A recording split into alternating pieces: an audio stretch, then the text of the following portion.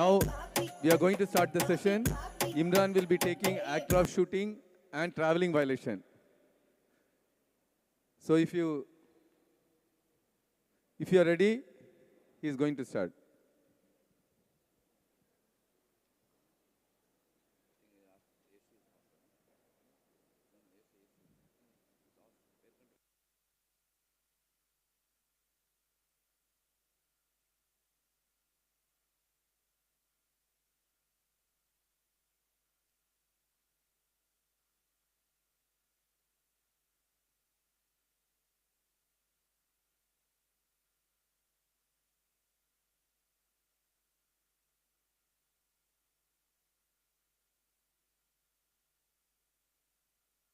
Hello.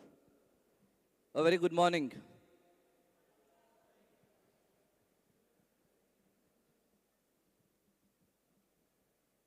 On the day 2, I am going to cover two important topics where we have a lot of problem with the referees and the coaches. Both are on two different platforms or two different sites. When we call traveling violation, coach will not accept. When coach asks for traveling violation, referee says it is not traveling violation. So now it's very important here, if you concentrate and look at this 9 minutes video, within 9 minutes you will learn easily what is traveling violation. In this, it's not only illegal traveling violation it showed, it also shows the legal. So legal and illegal, both traveling violations are here, so you can watch this 9 minutes video. In case, during this 9-minute video, if you feel that, or if you don't agree with that particular situation, or that particular legal or illegal play, please note down the timings, so that we can discuss later. Okay? Is that okay, everybody? Okay.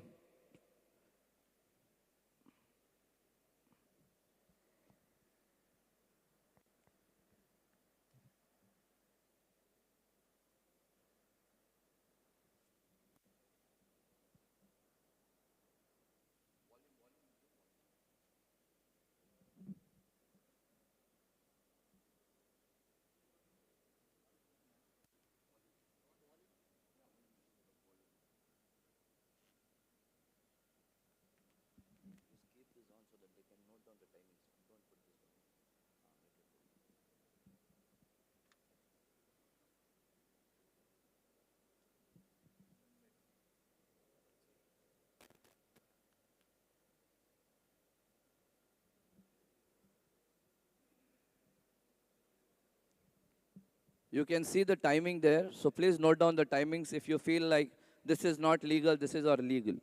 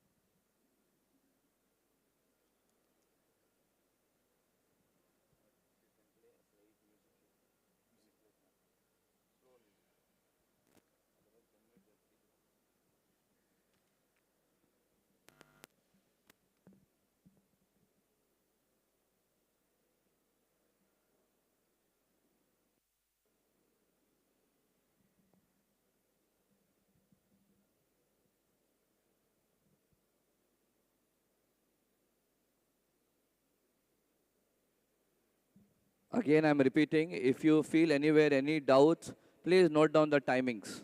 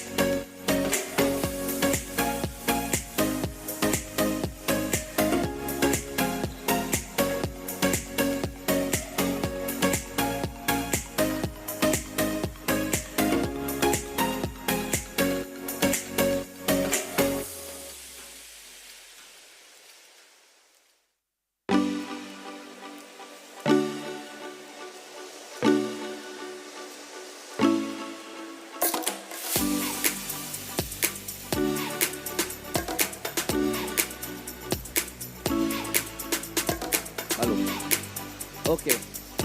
So you all saw this 9 minutes video. So I'm sure you people might have written some timing if you have some disagreement between you and the video. If not, then it's fine.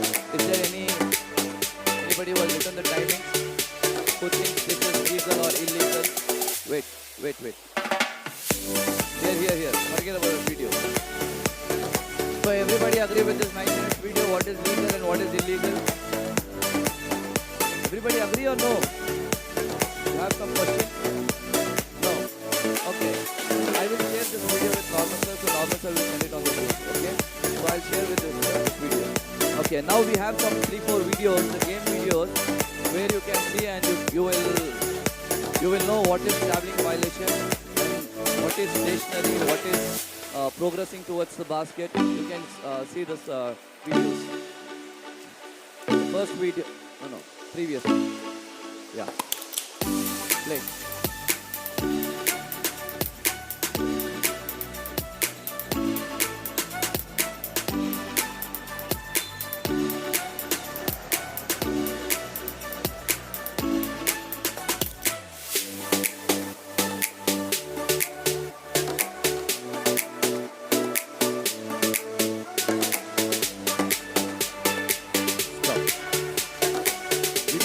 What happened here? This yellow player receives the ball. Okay, she receives the ball. She fakes. Before she drops the ball, she moved her pivot foot. Did you see that? Play again. Go back.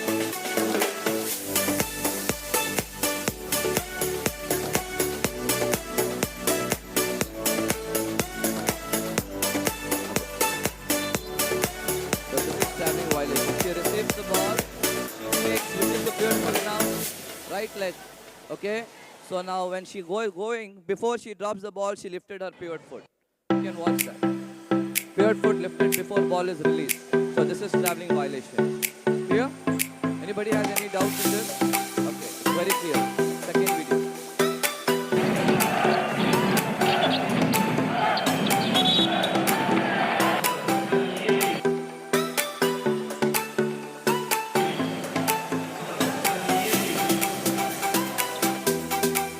Also the same thing. Similar situation here. He goes back to the frame, then he don't release the ball, he moves his pivot foot. You can see his left leg, which is a pivot foot. Before he drops the ball, he lifts his pivot foot and referee calls the traveling violation. Play.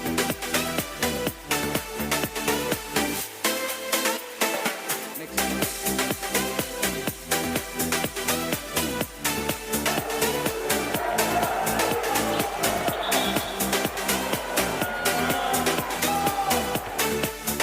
You can see again the pivot foot.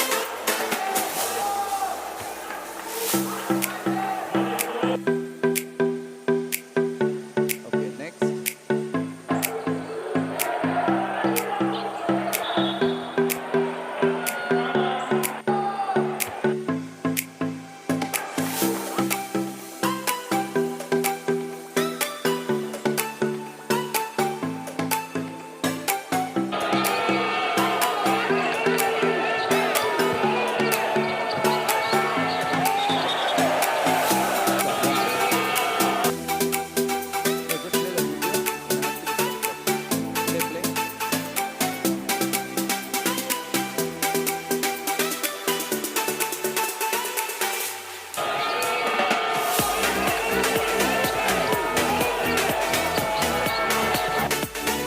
Situation now. Did you see this video? How many of you have gone through this during your state championship or national championship? This kind of a video. This kind of a situation. Where he jumps to take a shot, but he won't take a shot. He drops the ball and again he comes down and catches the ball. Do we allow this? We have allowed this. We have allowed this. The thing that ball was in the air. Now I leave the ball, okay? I come on the floor, again I catch it. Even though I have not dribbled, but this is traveling violation. Please understand, this is traveling violation. Got it? Once again, play same video. Please watch once again, please watch.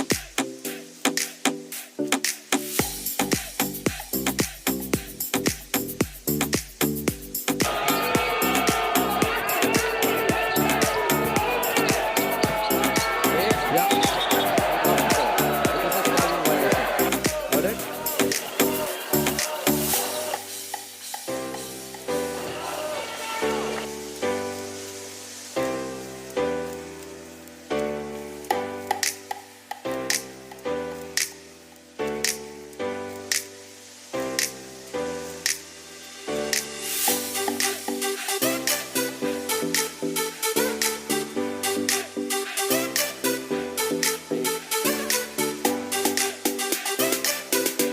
Okay. This is one more special situation when you call traveling violation. Many people, many referees does not call traveling violation. You can see the white team, Iranian team. Just watch him what he does now. This is a very special situation. Everybody please watch. See. Listen.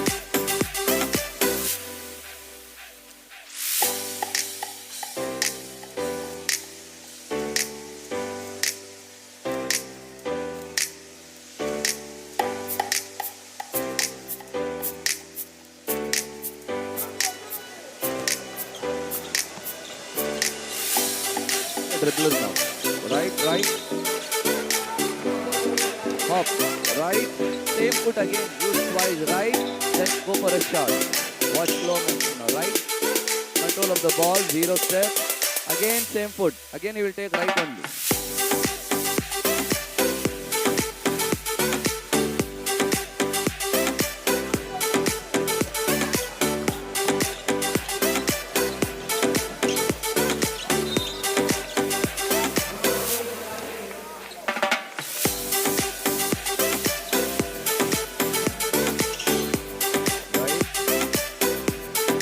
Control the ball on right foot. Again right foot. You can see this. So second time it will come with right foot. Then he'll take left. Then he'll go. People will ask us the question that it's 3 steps. He has taken 3 steps. We agree he has taken 3 steps.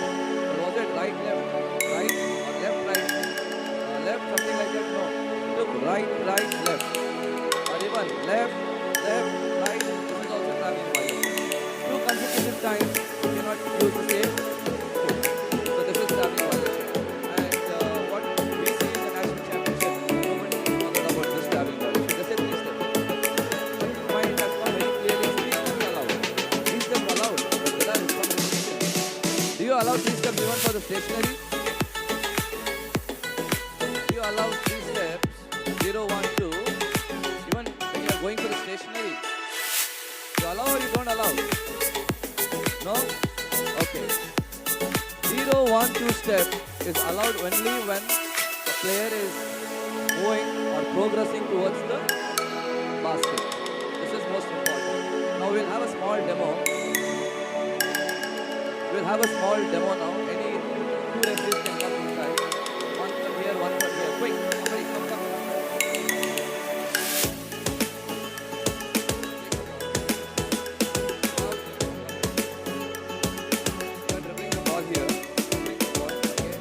Just go with right, left, 0, 1, 2 step.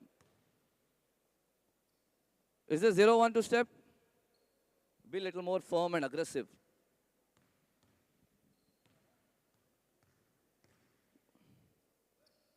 Zero, 1, 2. I receive the ball, 1, 0, 2. Shot. Okay. Sit down. Go for 0, 1, 2 step. Is this allowed? Is this allowed? We want you to respond. If you are not responding, then it's same situation like yesterday. Okay? Okay, go for hop step now. Same leg, hop step. Now what video you saw? 1. Is this allowed? When it is not allowed, why don't we call it? We are not calling it. So please make sure that this hop step, twice, 2 times consecutively, he is taking either right, or left, then he go for the 3rd step. Please call this is a traveling violation. Please call this is a traveling violation. Okay? Pass the ball to him now. Now, he is A1, David is A2, okay? So A1 is here. Now he is progressing towards the basket, but he doesn't have the ball. The ball is with his team partner, A1. When you are progressing, receive the ball on 0 step, okay? 0, receive 0, 1, 2, and shot. Please watch. This is a different situation, okay? Pass the ball to him. Pass. You had breakfast? Slowly, slowly. Pass the ball. Give him bounce pass. Give him bounce. Give him bounce pass. Collect the ball on 0 step. Okay. Now, since he did not have the ball, he received the ball from his teammate. Do you call this as a traveling violation? Do you call or no? Because from only this side I came to know, but this side still confusion. It's legal. It's legal. But there is one video from the national championship that referee called traveling violation. I don't want to name the referee, but I have a video. He called traveling violation thinking that he thought that he received the ball here. He's a tall player. He's a tall player. Of course, he takes steps. He takes steps. It's easy for him. If short player, I can understand. He's a tall player. Tall player. He receives the ball here. 0, 1, 2, and he reaches. I am short, but he was tall. So he reaches here for his 0, 1, 2 step. Got it? But referee called traveling violation thinking, when I asked that referee, thinking, he's from too far. How can he go from here like that? जब मैंने referee को पूछा कि वो क्यों आप travelling violation बजाया इसको, तो वो बोल रहे हैं कि ये इधर से कैसा बॉल लेके जा सकता है उधर तक. He's a tall player. We need to understand. He's a tall player. He takes even 1 and 2 steps, he will reach near the basket. Right? So we have to be very careful about this. Got it? Watch the steps, not tall or short. Watch his steps. 0, 1, 2, or was it 1, 2? Or even we have seen some games in national championship where they take 4 steps very fast, but we don't call it. 4 steps. It happened in Indore. Last junior nationals. It happened in Indore. A player quickly, very fast, he took 4 steps. 1, 2, 3, 4. But nobody called. So this is where we have to learn, and we have to be very careful about counting the steps. Got it? And it's a fraction of second. We don't have a time. Or did he take 0, 1, 2? By the time we think, basket is over in other side. So please understand, watch his step. 0, 1, 2, shot. Please don't call. Even though it is not. Only the thing you need to understand is, this player is progressing towards the basket. Is that clear? Anybody has any doubt in this? Yes.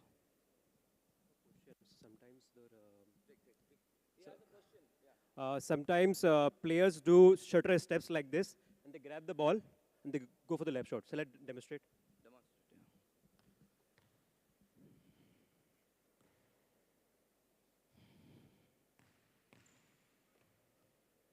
Is this traveling violation?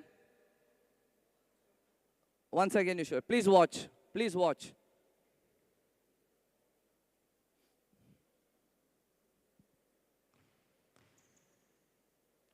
Is this traveling violation? Rahul, what you showed before was different.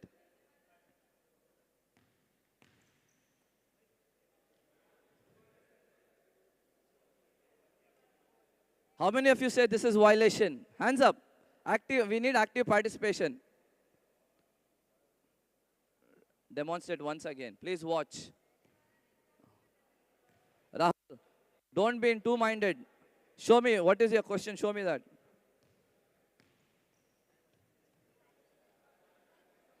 Okay. 1 second. How many of you say this is no violation? How many of you say that this is no violation? Thank you. You have answer. It was a traveling violation. Okay? Okay. But when you got a ball here, this one, so when do the ball come to rest?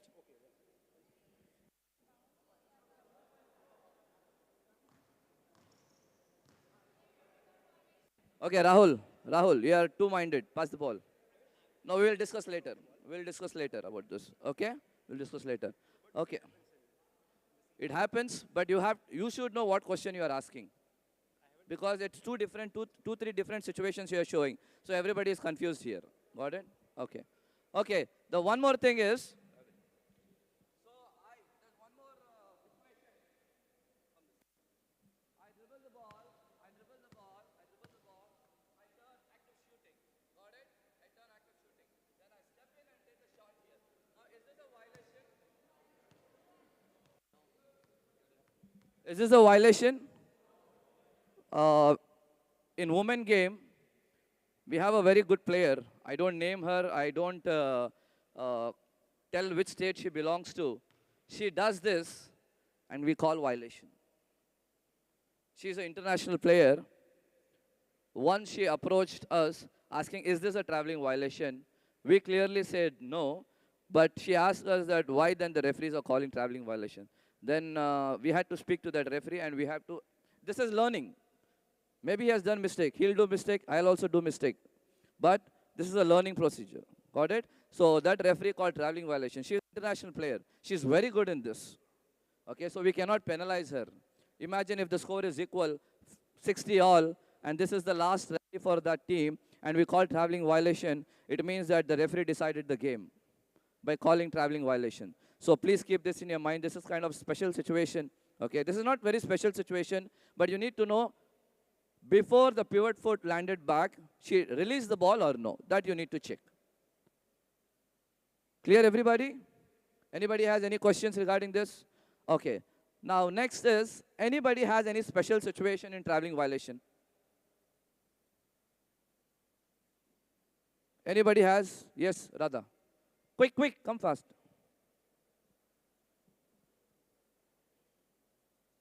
I think yesterday's question.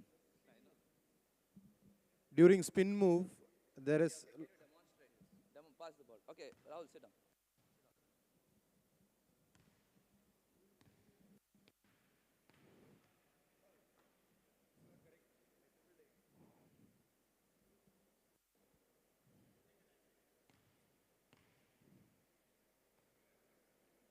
This one? What do you think, referees? There is no active participation. This is the problem. Is it traveling? Radha, can you show it again, please? Don't you think this play, this situation, is similar to Iranian player situation? Only the thing is he took right, Radha took left and left. Yes? Yes? So this is traveling violation. Don't call. So he says a lot of times happen, we don't call. Next time, please call it. Okay. Okay, no more questions about traveling violation. This 10 minutes video, what you all saw at the beginning. Huh? Rahul wala khud confused hai ki kaun sa question पूछना है. You have a question, come.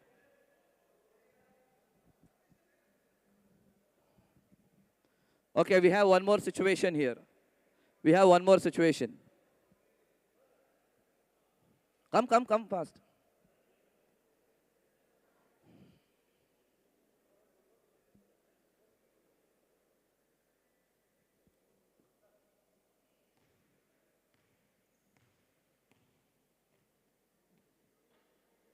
Okay, is this traveling violation?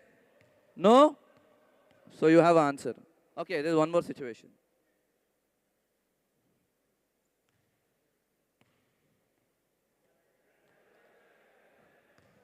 You copied from Radha. It's a traveling violation. Yeah, it's a traveling violation.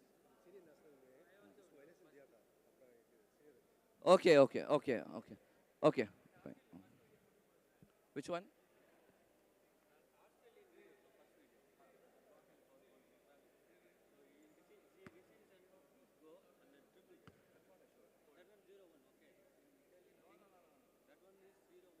No. No. 0-1. Towards the progress, that is not progressing. That is dribbling. That is stationary dribbling started, not progressing towards the basket. Okay. So now the referees who came inside, yeah, please. Here. Okay. The referees who came and asked the doubts, who wanted to clear the doubts, they are showing some play. We all saw that.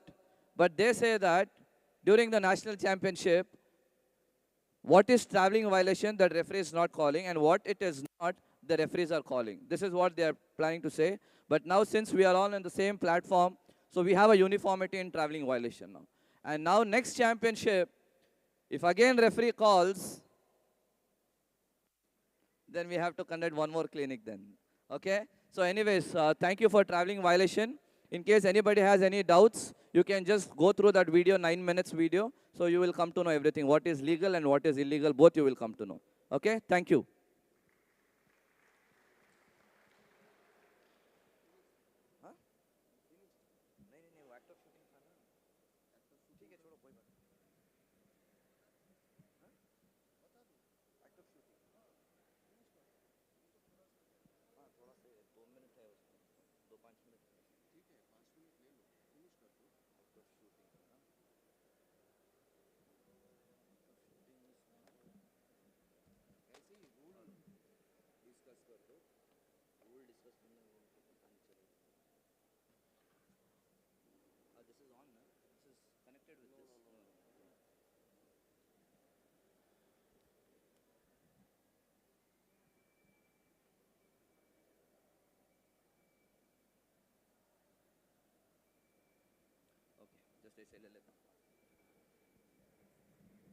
Okay.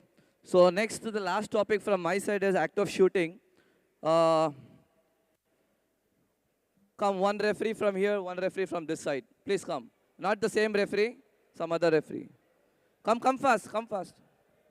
Not the same referee. Come.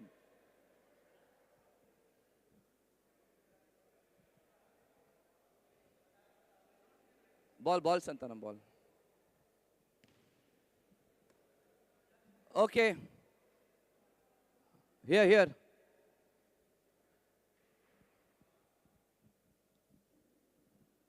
Act of shooting.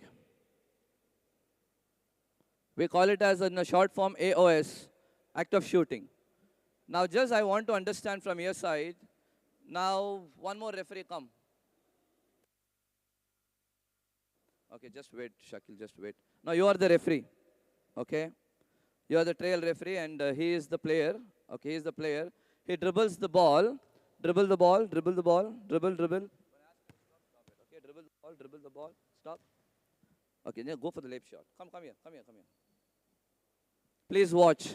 There are two situations. Again, and I'm repeating, this is all what we have experienced, what we have seen in the last national championships. I'm just trying to explain because I myself saw so many situations in last under 18 junior national championship. Clear? So please be very confident about when to call act of shooting and when there is no act of shooting. Dribble the ball.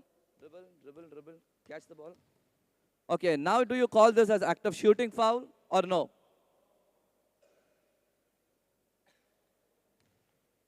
Act of shooting or no act of shooting?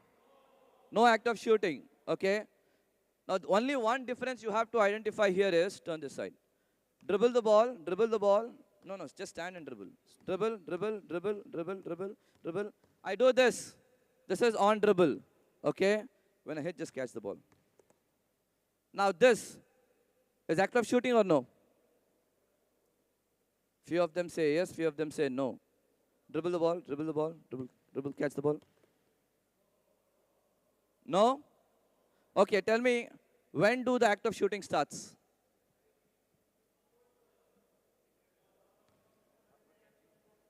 It's not upward, it's not downward. When do the act of shooting starts? When we grab the ball. When we grab the ball, no. I mean, it's not a technical word. We have a technical word. When the ball comes, rest of the palm of hand or both the hands. Then the act of shooting starts. Yes or no? So you should know that it's not while grabbing. Okay, I can grab like this. That is not grabbing. When the ball comes, the rest of a palm by one single hand or two hands progressing towards the basket This is act of shooting. Got it? Please understand this. If the score is 60 all, if the score is 60 all, okay, I'm going for the lap shot. I'm going for the lap shot. Okay, foul me, foul, foul. And I take a shot now. Now, is this a act of shooting foul? Come on, referees. Is this act of shooting foul or no? I'm going. Hit me now. So I take a shot. It's act of shooting foul, right? Basket count and one free throw, correct? Yes or no? Okay. Now the same situation, the lead referee who is here, who called a foul, the score is 60 all, remember. The score is 60 all. Last 1 second game. Last 1 second game. Score is 60 all. Referee called foul, correct? But he showed like this. He showed like this. Where he is supposed to get, if he missed 2 free throws or if he convert 1 free throw, he missed those 2 or 3 points and he got a side throw, okay? Then by the time he passed 1 second, game went to overtime. Now whom to blame? Whom to blame? Only the difference was this and this. He called a foul. Correctly, he called a foul. Referee called a correctly foul. But only the difference was 2 or this. So please be careful. What is act of shooting? What is not act of shooting? Got it? Most of the coaches does not agree for this. Okay, most of the coaches, they say this is not act of shooting. And you say this is act of shooting. Sometimes they say it is act of shooting and we referees say it is act of shooting. So, but we referees and coaches, both of them have to come on one platform. So you have to explain them. That is act of shooting, basket count, 1 free throw. Clear everybody? Okay? Okay, thank you. Anybody has any question on act of shooting?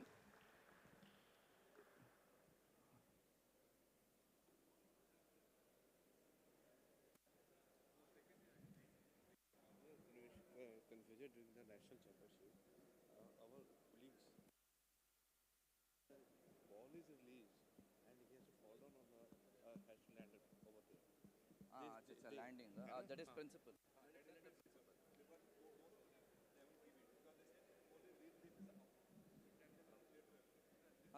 Okay, one more situation is here from Vinu sir. Yeah.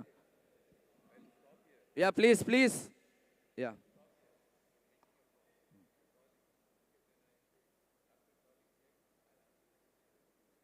Okay, do it, do it, do it.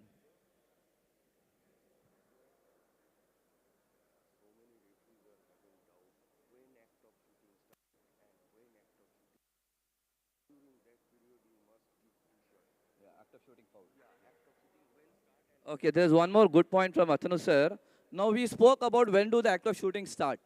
Yes? Now everybody knows that when the ball comes to the rest in a palm by one hand or both the hands, act of shooting starts.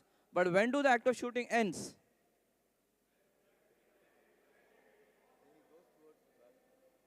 When do the act of shooting ends? Some people say after releasing the ball. No. Some people say after one leg landing.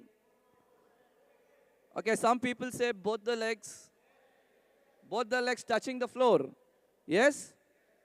Everybody, correct, right? So act of shooting ends when both the feet touches the floor. Got it? And there is one situation happened. I don't know how many of you saw Indian girls team who played under 18 3x3 World Cup in Hungary. And one girl got injured also. This was, I don't want to blame the referees, but they did not call any foul. What happened was that this is an Indian player who went for who went for a shot, 3-pointer shot from center. From center, okay, wherever. So just stand here. So she shot. This is, I think it was against Kyrgyzstan or some team. Okay. So she went. This is an Indian player who went for act of shooting. She is in the airborne. Jump, airborne. So what this player did as a defensive player, before she lands, she came in her cylinder. And she landed on her foot like this. Okay, I'm the shooter now. He came in my cylinder. I landed on her foot and I twisted my ankle and I had to be out. Luckily, within 2 minutes, she came back. Nothing happened. But this is the cylinder position, you know. As a defensive player, the offensive player has all the rights. The shooter has all the rights to land in the same place. But when I go in his cylinder, then we have to call we have to call, this is the new signal, I think everybody know that. We have to call this cylindrical foul. Got it? So this is, I remember in one of the FIBA clinics they were telling, you can even call unsportsmanlike foul because this is a dangerous foul. Luckily that Indian player, she came back and within 2 minutes and she played. Imagine if could have been any ligament tear or anything, she is completely out. So please understand, you need to watch after landing. Did he land, did the shooter landed on both the legs and finish the act of shooting? Or as a defensive player, did I interfere in his cylinder? This you have to watch. Clear? Okay, thank you. There's one more situation.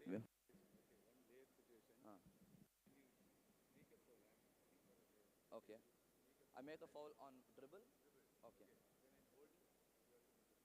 Okay, okay.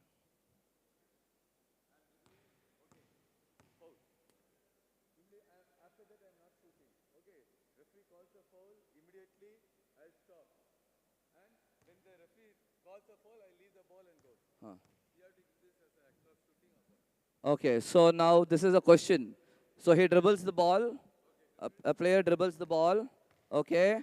I bring the ball to the rest of my hand. Okay. Now there's an illegal contact happen and foul. Foul was called. Now what I do is I leave the ball like this. Now we have two questions here. Is this act of shooting foul or this is no act of shooting foul? How many of you say no act of shooting? It's okay, whether it's right or wrong, no problem. Put your hands up. How many of you say no act of shooting? 1, 2, 3, 4, 5, all Tamil Nadu referees. Okay, 5, 6. Why is this not act of shooting foul? Because he is not safe. On the judgment of the referee, he has to go towards the basket. Correct. If you blow the whistle, immediately the player stops. After that, he didn't go for a release or whatever. He's thinking, I'm going for the act of shooting. But immediately when the referee calls the whistle, he drops and says, okay, Okay. If I am a referee, first thing what I need to know is, am I progressing towards the basket or this is a stationary foul? This is two things which I need to keep in mind. Now you said that we dribble the ball. So this is progressing towards the basket. Everybody agree? Boop, foul happened when I catch the ball. After catching the ball, foul happened, right? Now referee called and I dropped the ball. For me, this is act of shooting foul. Because I am progressing towards the basket. This is not stationary foul, not to call. Huh. see, as soon as you blow the whistle, I'm dropping. So the next thing, I can Okay, now that is, so now see, that is a different situation. What happens now? Now I think from 1st of October, we have a new rule signaling, you know, active shooting and passing, right? So that is a different situation. you cannot judge whether I'm going to a basket or after, when I call a foul, after that I'm going to pass. Of course, we cannot judge because here after the foul, yeah. When Venus' first situation, here we cannot judge whether he can shoot also, he can pass also. But for sure, there is no any sign of passing, correct? Yes or no? When we go here, foul happened, but here there is no sign of passing, correct? So now we go here, now drop the ball, okay? For me, this is act of shooting. Rakesh, act of shooting, no act of shooting. Yeah, for us it's act of shooting. Because I think no player after committing a foul, no player will leave the ball. He wants to do a continuous motion. Also, the same time, one player is standing in front. Okay. Huh. Yes. Or one defense is here. Immediately foul, he dropped and he went off. But Actually, no, not passing. He's telling different. No, not passing. Same act of shooting.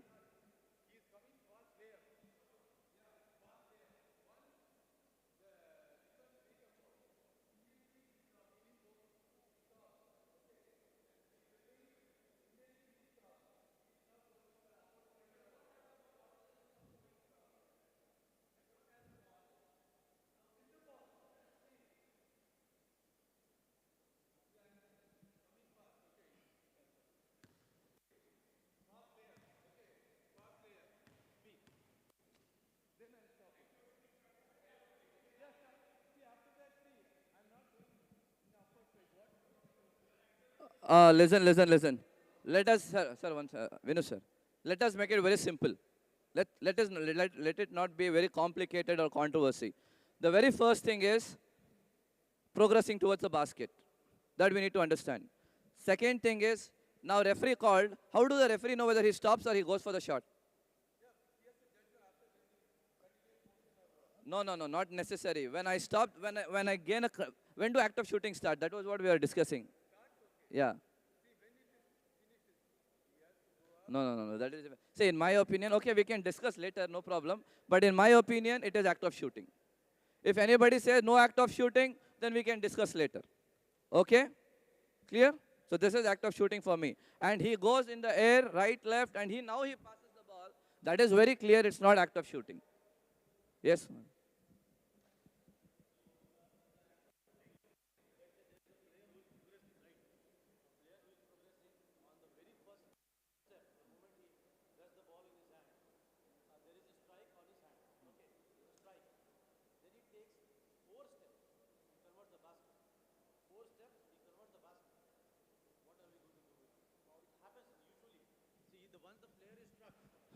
Vaibhav's question is, Vaibhav, demonstrate. Demonstrate. We'll have more practical. So,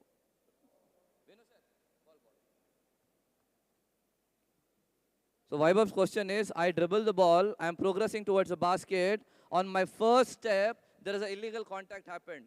And he'll take 4 steps and go. Right? Is that your question? Huh.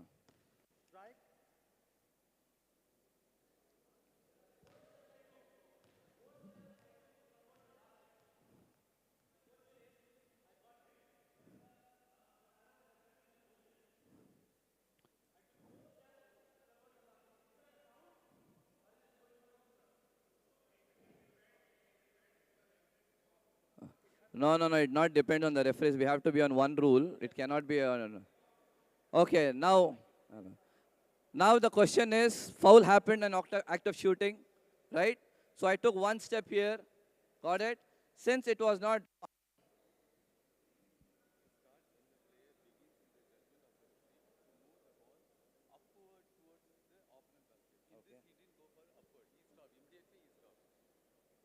starts when the player begins, in the judgment of the referee, to move the ball upwards towards. Upward towards the opponent's basket. See, he's not going for upward. Immediately he stops. So that only is my question. Okay, we will discuss with this. Okay, now Vinu sir gets the article about what Vinu sir's situation was. The act of shooting started here, okay? Then he stops the ball. In the rule book, the line says that, the extra one line says that, he has to be upwards motion. Upwards motion. Got it? But still I have a question mark. I'll definitely get back to you regarding this. No, he has the ball. He has the ball. When foul happened, he has the ball. But he says he has the ball. He says that his question.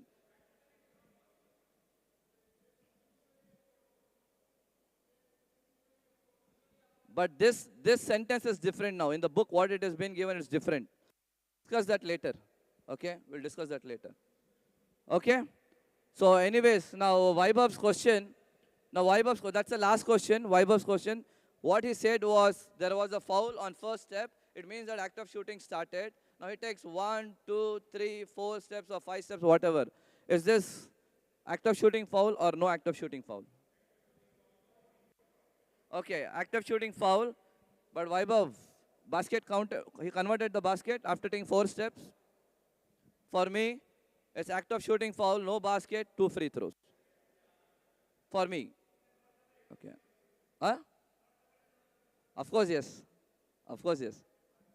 Clear? Anyways, thank you. Anybody has any questions regarding this? We'll have...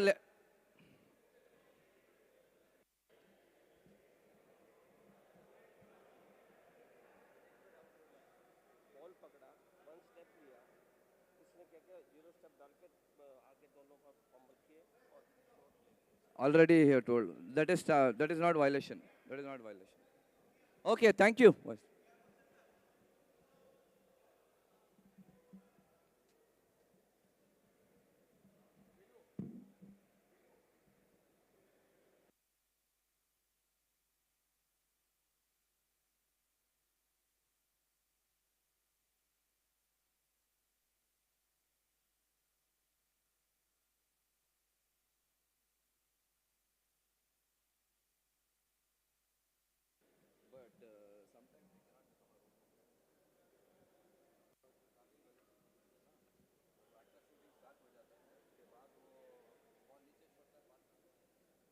Venu, hello. Venu, hello.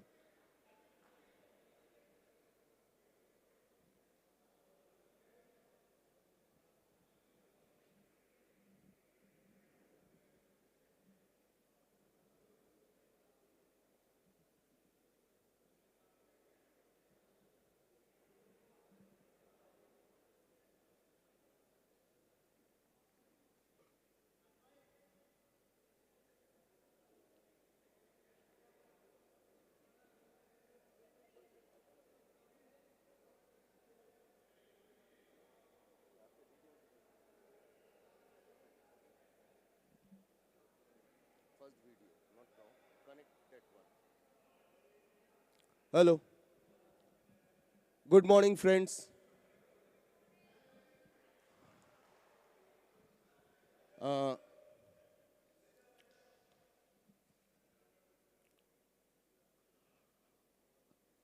in this session, I am going to discuss about quality of a good referee. This is nothing special for you all. Everyone knows these points what I am going to discuss. But this is for reminder. This is for upcoming referees, junior referees. You must remember these points when you want to be a good referee, then you must follow these points during your officiating career. First, I want to show a small video. This is not related with the basketball officiating, but still, I like this video. You must see this video.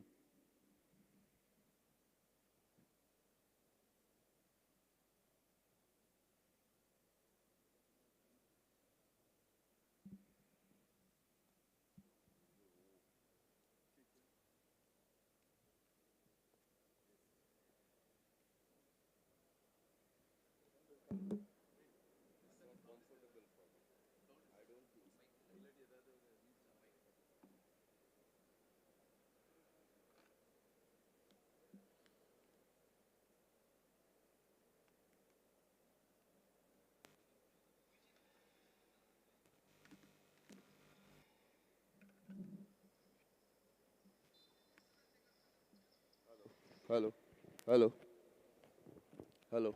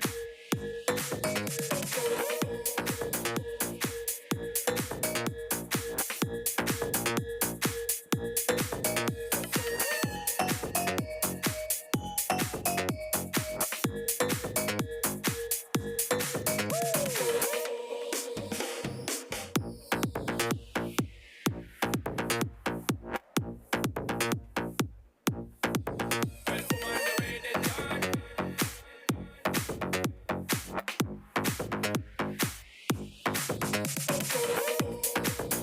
Vinu. Okay, friends, you have seen this video.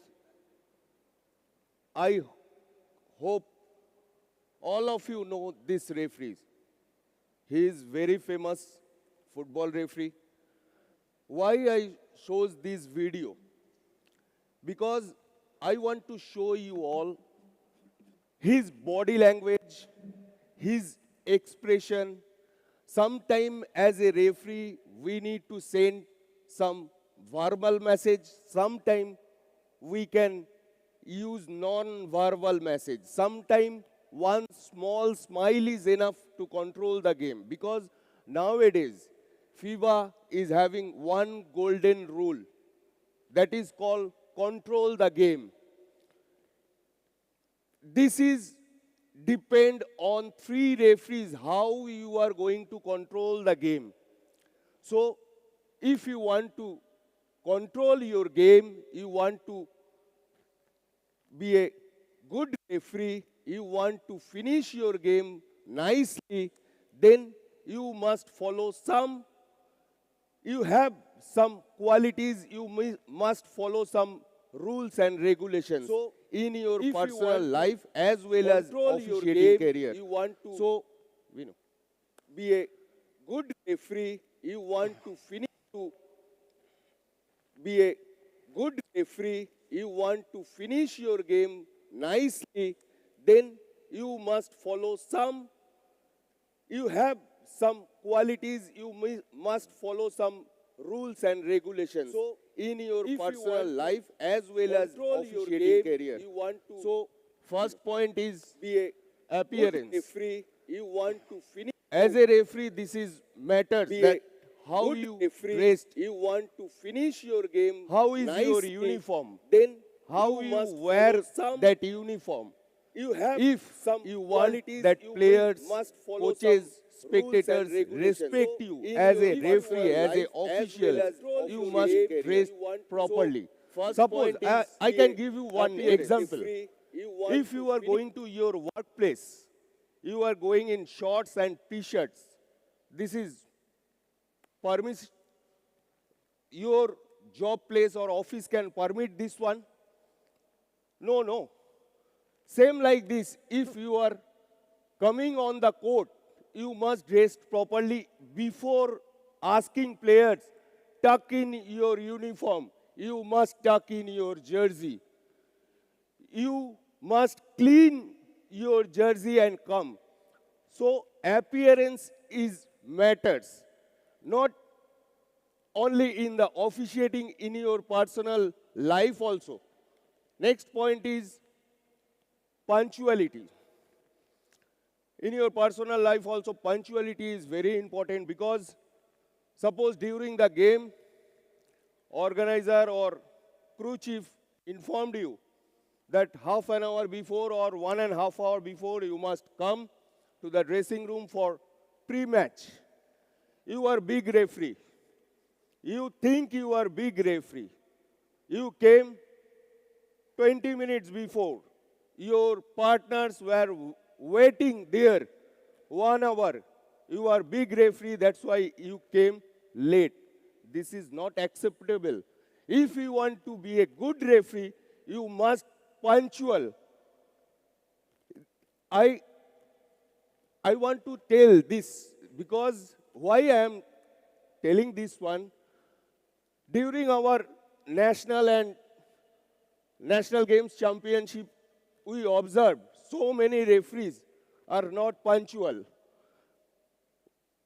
Our technical committee chairman told everyone that half an hour before or 1 hour before you must report on the court or on the dressing room.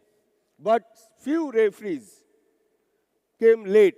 They don't want pre-match. If I am thinking I am a big referee, whether I am FIBA, A class, B class, doesn't matter. If you are not punctual in your job, you can't be a good referee. Maybe for time being, you can. But in your life, you can't achieve big things. Next. consistency. During the match, you must consistent. First minute of the game and last minute of the game equal for both the teams. So as a referee, this is my duty that how I started my officiating in the first minute of the game, I will finish like same last minute of the game. What I called foul in the first minute, last minute also I have to call same way. Then only both the team will trust on referees. If I call this side foul and I left that other side, same contact, I left the foul, left the contact, then players, coaches don't trust referees. You have to be consistent. Next.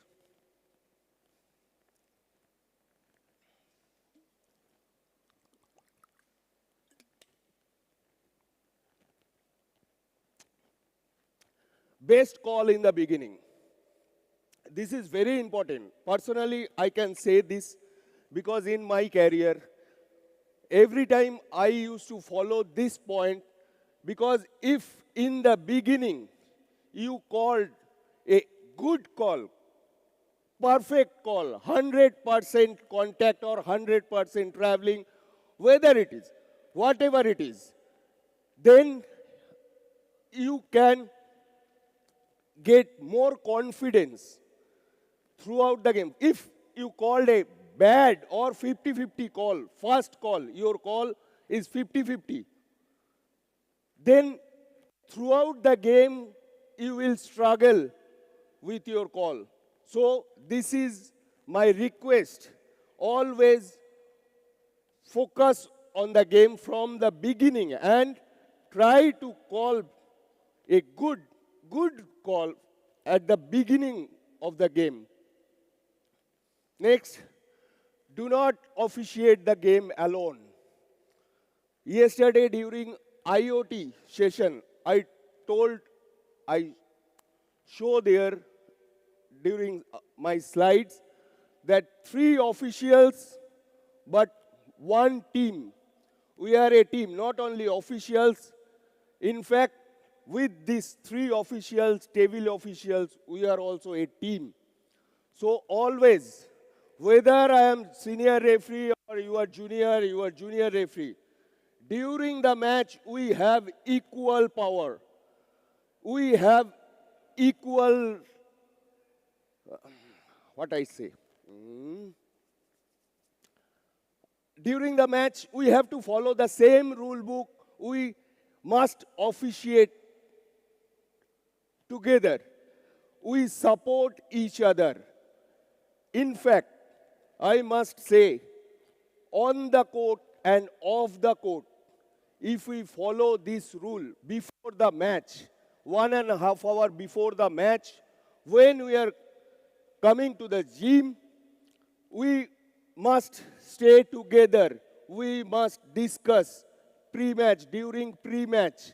We must stay together. Then only when I will go on the court, that time our coordination much better. You have to follow this. And next one is, this is several times I told, yesterday also. Not, Vinu also told during our practical session, only use FIBA approved signal. No personal signalings. Please follow FIBA approved signal only. Next. Do not involve yourself in lengthy debate with players and coaches. During the game, please follow that if you want to talk with the player, short, very short, you finish your communications. If coach wants some clarification, first go and listen. Don't be in a hurry that you went there, what you want to tell, you just inform him and come back. No. As a referee, go to the team bench, first listen what coach wants to say. If you listen, then only he keep quiet. Otherwise, he will continue throughout the game. But after listening, give small and as per rule answer. So you finished as quick as possible, because if you stop the game long, players playing tempo will hamper. So finish your conversation as quick as possible. Watch play away from the ball when ball is not in your jurisdiction. Yesterday during our IoT session, I told this one already. When ball is not in your primary, you must focus on your primary as well as. At the same time, you must know that from secondary, which play is coming towards you, towards your primary area. You must know that also. Next. Clear knowledge about charge and block. This is the most important and critical call in basketball game. Charging and blocking. As a referee, you must know what is charge and what is block. You must have clear idea about the charging and blocking. Next. No call on incidental contacts and minor infractions. This point also yesterday I covered. Minor infraction, don't call. If a contact has any impact on the play, then only call. Otherwise, minor infraction, let them play. Let them play. Okay, next. Be watchful during rebounding, especially from center. Rebound coverage, especially from center. Always, this is my advice. As a center referee, always center referee's mindset, be active. Active mindset is required from center. Other trail and lead also watchful, but center position is very important, especially during the rebounding. Next, call only when opponent put at a disadvantage.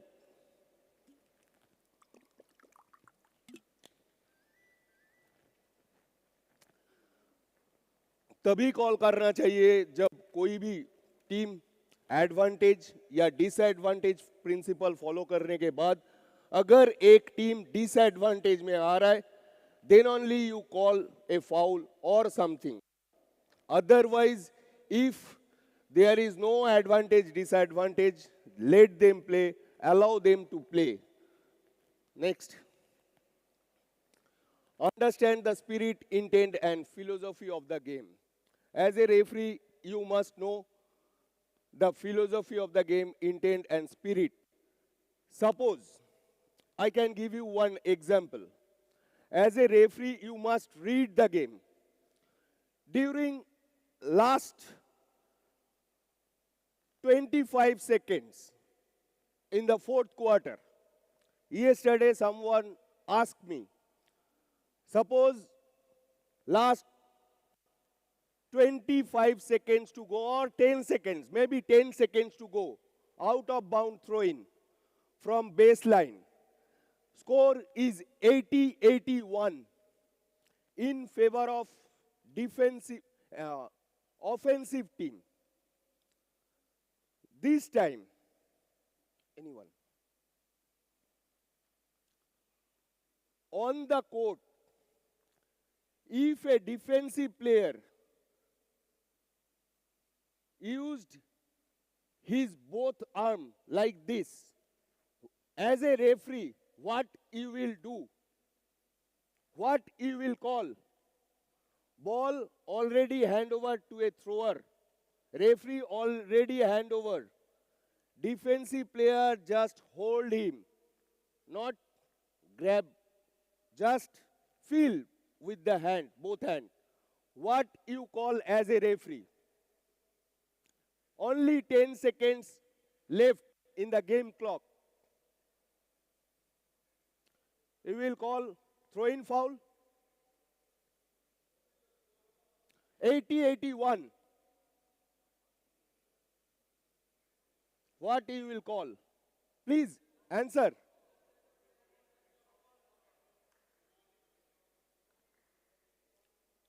Anyone?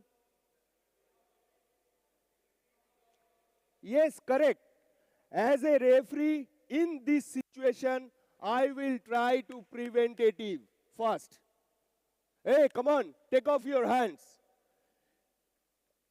If I don't give them chance and called a foul, throw in foul, one shot. That means only 5 seconds to go. I decided the game. So I give them chance. I am not telling, if suppose defensive player is holding like this, then I must call. If something is happening, suppose as a referee I didn't hand over the ball, still I am having the ball. Something is going to happen there. Before hand over the ball, hey, come on, don't do this. You just smell the game. Stop him. Obvious foul, but don't blow. Stop him. Hey, come on. After then, you just hand over the ball. So, thank you. So, as a referee, you must feel the game. We are referees. We have whistle. That doesn't mean we are here to punish the player or teams. We are here to help the players, help the teams. Next. You must know when act of shooting start and finished. Just now, before my session, Imran told this point. When act of shooting start and when act of shooting finished. If you know this, then only you could give a correct decision. Otherwise, so many times, what we have seen that during act of shooting, so much controversy, because few referee don't have idea that when act of shooting starts, you must know when especially act of shooting starts. Next. Do not lose patience and courteous, especially during critical situations, close game. If you lose your patience, then you can't give a proper judgment. So referee always keep calm, be patient. Whenever you go to address the coach, always, he is my friend, very good friend. Suppose, Manoj, he is a coach. When, as a referee, you are going to address, always address sir or coach. Come on, coach, listen. Come on, sir, listen. Hey, Manoj, don't do this. No, never. He is my very good friend. Don't come, don't touch him.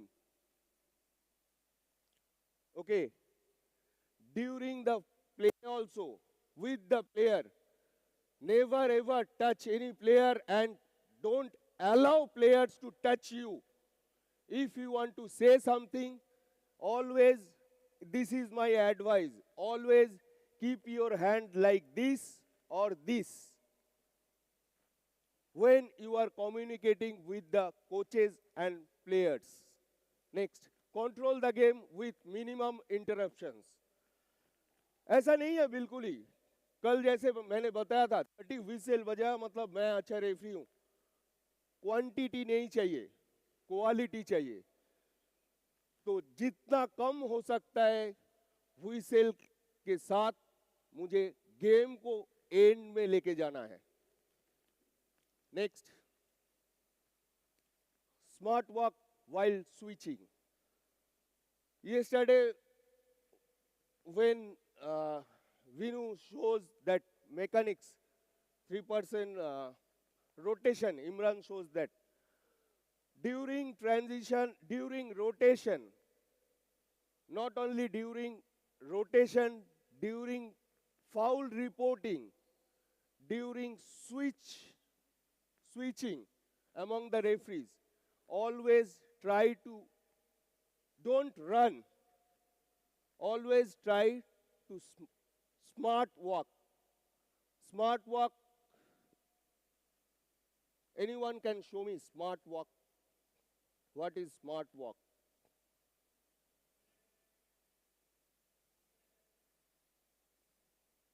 Show me, what is smart walk?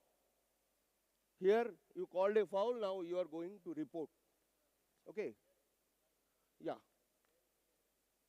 Okay. Yes. Yes. Okay, go.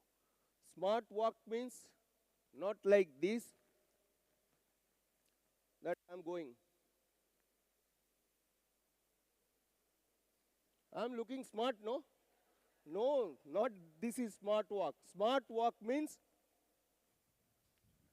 as fast as possible I have to reach the point where I want to go. But no need to run. Okay, next.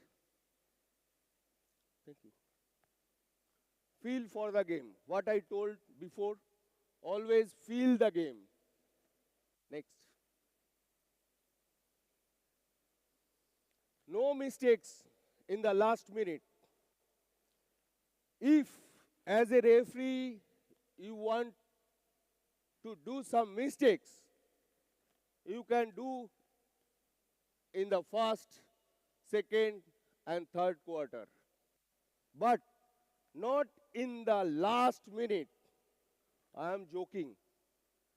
I am not telling you do mistakes in first, second, and third quarter.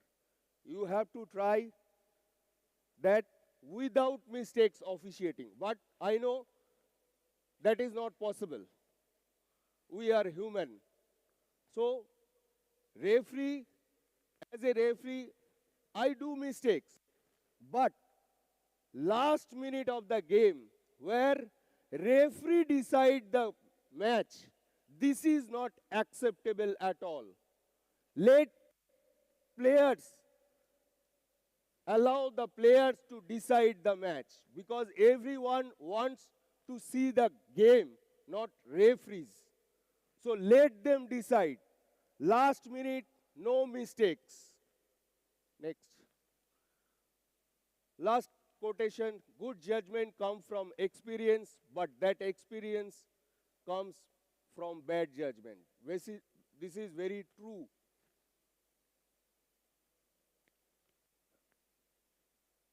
Day by day, when you officiate more and more matches, you will gather experience.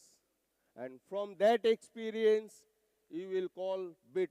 Day by day, you will improve your calls and all. But that experience, in the beginning, when you start your career, you might be doing so many mistakes. If you keep in your mind that I did that mistake, next time I won't do, I won't repeat this one, then only you can improve. If you forget your mistakes, then you never ever improve. You have to remember this one, during this match, I did this. This is wrong. Someone told you, or you saw in rule book, you rectify yourself. And next match, you try to do the correct thing. Then only you will improve. Next. Less guessing. As a referee, what you see, you blow. If you won't see, if you don't know about any situation, don't guess, don't anticipate wrong thing. More knowledge. Next. High standard of performance. As a referee, if you know the rule, you know the interpretation very well, you have good knowledge, then your performance automatically improve. Okay? Next. Thank you, friends. Thank you so much.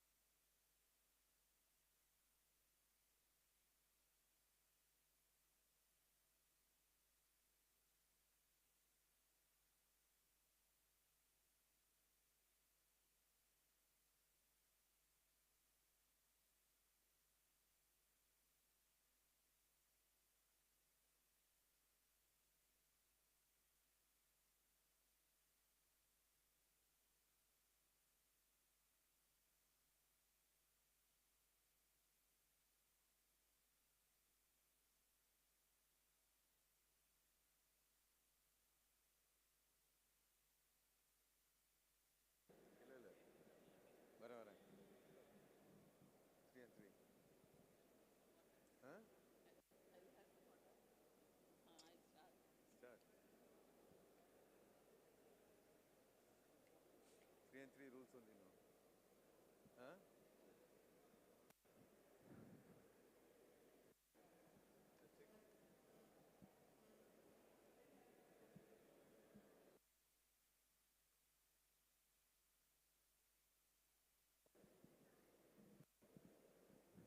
Friends, now we'll be having the 3 and 3 session. Arundhati will be taking this session. Thank you, Vinu sir. Good morning to all of you. And regards to the seniors, I'll start the class. Okay, I'm just recollecting from the last session. I think one thing needs to be discussed.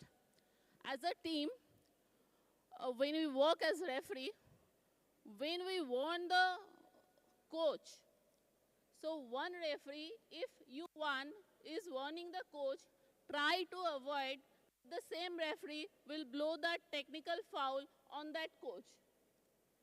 Whenever there is a change, so try to maintain that the opposite referee or any one of two, the other referee should blow the technical foul on that particular coach. Otherwise, there comes a pressure that I have warned that person and I am only blowing that technical foul on that person. So वो एक खुन्नस का बात आ जाता है कि referee मेरे पे ही गुस्सा है, मेरे को ही बजा दिया. So we need to compensate for each other. So for that help, for the support, if suppose me being the crew chief, if I want that coach, try if that coach is submissive, then it's fine. But if he is reacting again, another two, any one of them should blow the technical.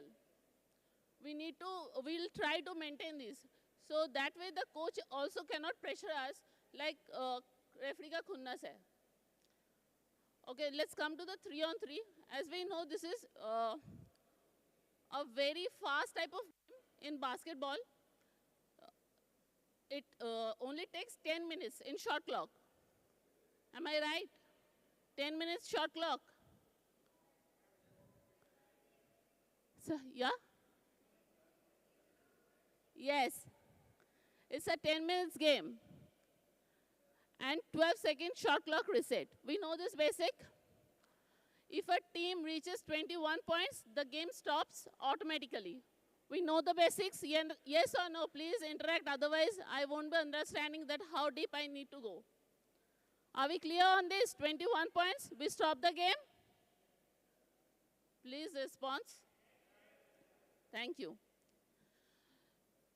So for the basics, first thing I'll come, how should we stand? There are 2 referees in this 3-on-3. Please come for the administration. Come now. Go in the lead part and you stay on the chair. So first we'll see the area coverage. सबको लगता है खरे खरे बजा देने से ही हो जाता है 3-on-3. But we can't stay stationary all the time. The same rule we apply, we try to find the distance, the gap between the players to do the appropriate call. Here is also the same, but the mechanics is the lead referee can come up to here, to the center of this, and can do the smart walk till here. If needed, can go down as well till here. Lead referee can move this much. If needed, more down, but for a second or more, not more than that. And for the lead, move a little back. This open angle helps us the most, but if needed, as per the game situation, you need to come close down to this, because to see whether there is any foul just beneath the ring or something. And if you need to walk away, you can come back up to this area. Clear for everyone? So don't be so much static that you are just having your whistle here and blowing every time. So create the space between the players, and then you will get the correct call. So on 3-on-3, you can't relax. It maybe seems like a 21 points game or 10 minutes game, but all the 10 minutes you need to put your full concentration in the game. But on 5-on-5, we can relax for a minute. We do have timeouts, we do have breaks. Do we have breaks here? Do we have timeout on 3-on-3? One timeout, isn't it so? And for how long? 30 seconds. One timeout for each team. Do they can be carried forward for the overtime? Or we have separate timeout for in the overtime? Sorry? There is no overtime. Okay. Anyone else? There is no overtime in the game? If suppose the game is stuck in 10 all, how will end the game? Correct. If the game stuck on 20 all and the 10 minutes over, then 2 points difference will win. Correct? So this is the sudden death situation. Clear?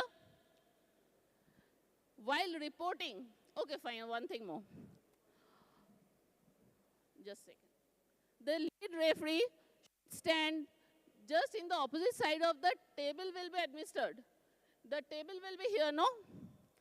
So the trail referee should be there in the opposite, and the lead should be in this side. Don't go for the sun के आँख में लग रहा है light इतना इसीलिए मैंने change कर लिया. अगर ट्रेन यहाँ आ जाता है, please come this side. And the table is also here. There will be problem in the communication. Even the table won't be able to see the full game. So keep this in your mind. In our area also, locally when we organize, just place the table, wherever you are placing the table, on the right or left. Place the trail referee just opposite to that. For the trail referee, it is important to administer the game. You will be officiating and all, it's fine. But you need to continuous talk with the players for the check ball, not for delaying the game, for continuous warnings and all. So in this part, lead has much work less. But the trail referee has much work to do. So, like, apart from officiating, you need to communicate with the players. Okay? While calling the foul, suppose a foul happened. Vidushi, please call a foul and report to the table that side. Any foul. How will report to the table?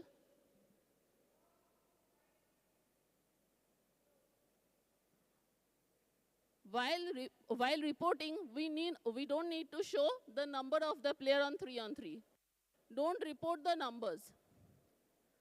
So just show the foul and the penalty, and that's all. Even the type of foul is not needed. Only two things, the foul and the penalty only.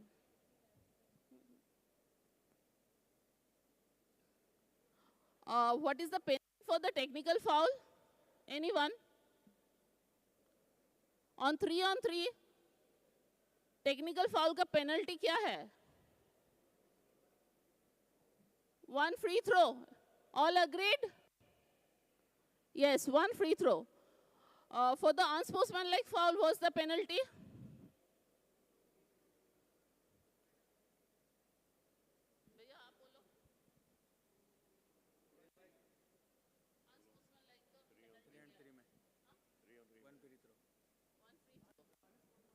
One free throw for unsportsmanlike foul, is it so? It's not. If it is the first unsportsmanlike foul, there will be 2 free throws. And the game resumes, no ball possession. If that team is having the second unsportsmanlike foul, then 2 free throws and ball possession. How many technical fouls can a player do? Technical fouls 2? Technical fouls can be unlimited. On 3-on-3, technical fouls unlimited हो सकता है. Clear? अगर doubt है तो मैं सिर्फ doubt की जगह पे point कर रही हूँ, ठीक है?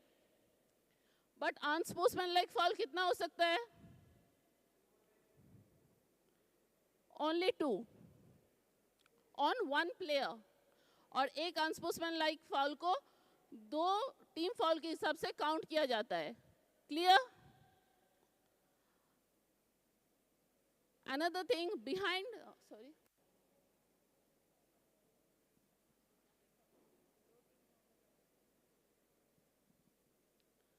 Another thing is there, in the restricted area, how long we can stay? Opponent's restricted area on 5-on-5? Yes, sir. Unsportsmanlike foul, the number of the player should be reported to the table. Yes, sir. Yes, I missed.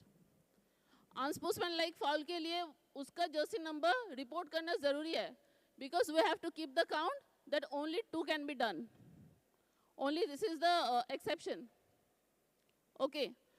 So on 5-on-5, in the opponent's restricted area, we can stay only for 3 seconds.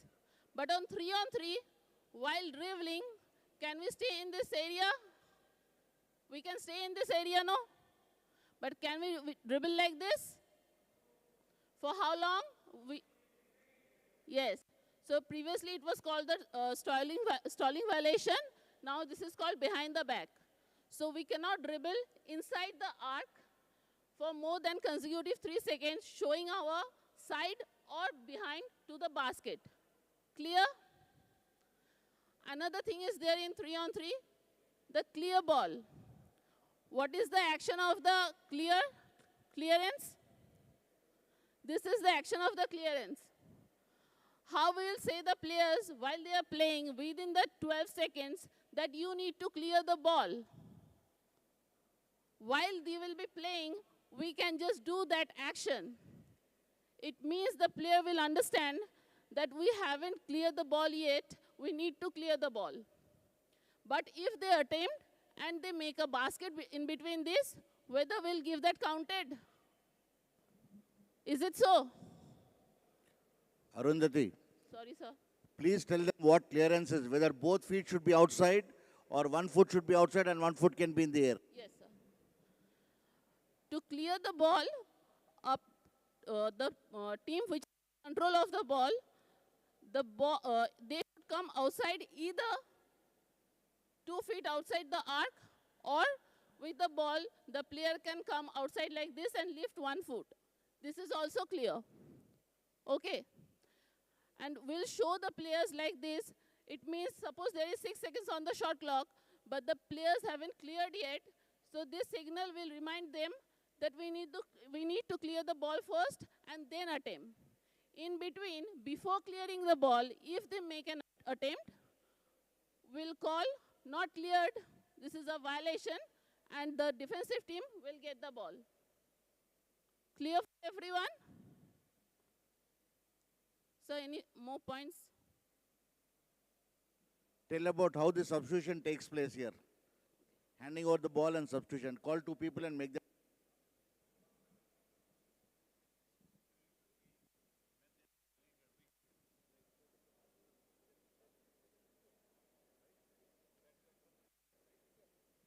Also show the signaling for stalling.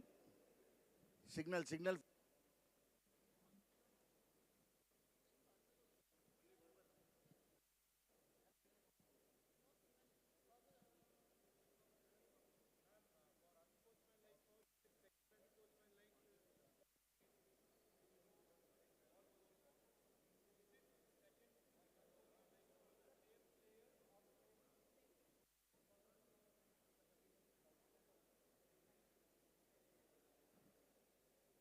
Just check and... Okay, please, 2 of you come with a ball. Fatima, please come with the...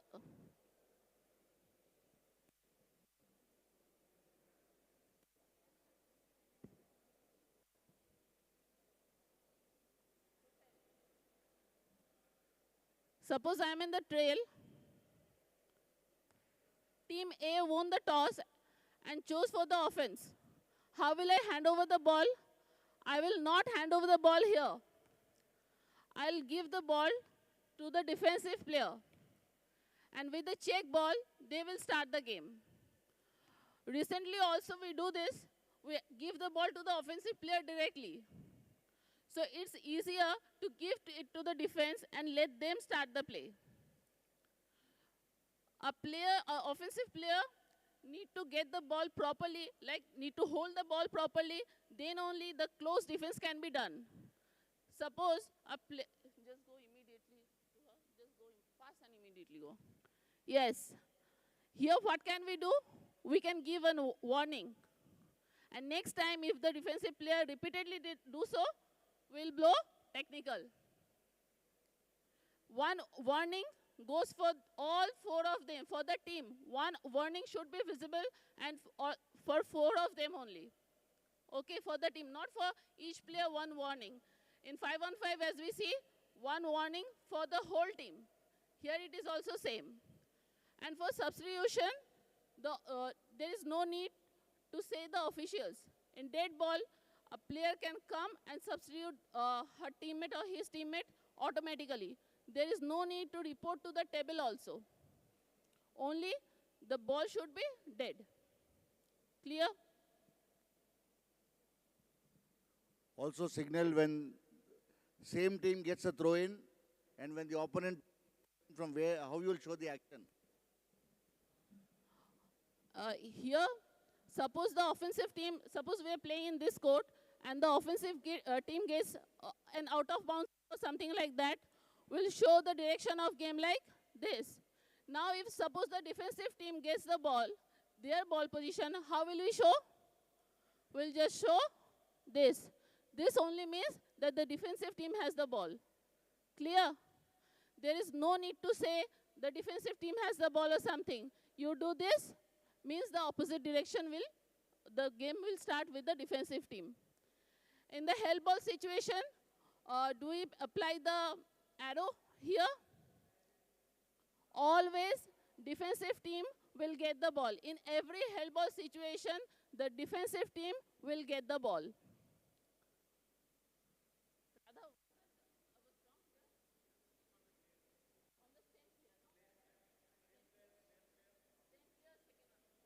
Okay, I've been wrong on one point. During that unsportsmanlike foul, Suppose A1 commits first unsportsmanlike foul, 2 free throws. The same player commits second unsportsmanlike foul, 2 free throws, ball possession, and the player is disqualified for the rest of the game. Clear? Clear for everyone? They made it clear for you?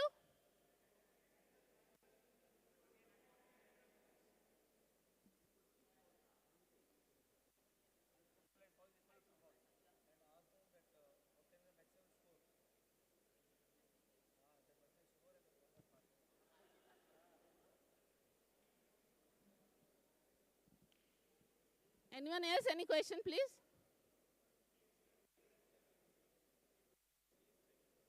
If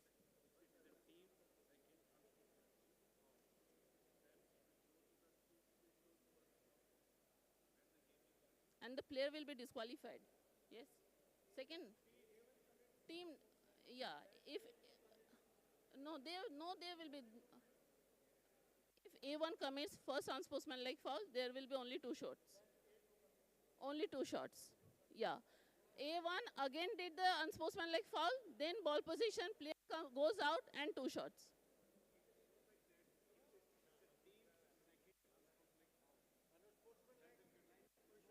The players.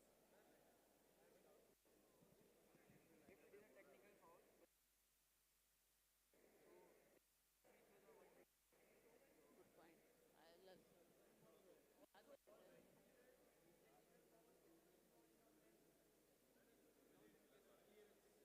Sorry? Clearing the ball. Anand, please come.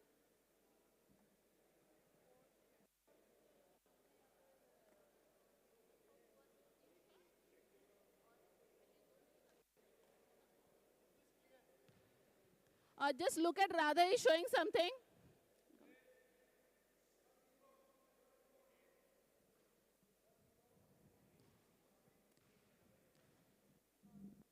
Yes, it is clear.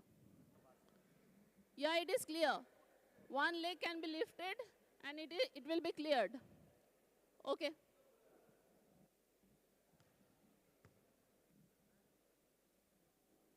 Coming. Your point.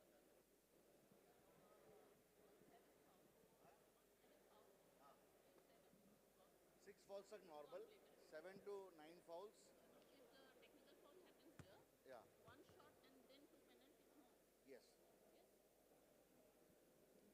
This seems very confusing, no? Okay, I have got a question. Suppose the team has completed 6 fouls. The team has completed 6 fouls. And now in a situation, a technical foul happened. How will we administer that? For technical foul, we'll give 1 shot first. And because the team foul is on 7, then they will get 2 more shots. Total 3 shots they will get. Clear?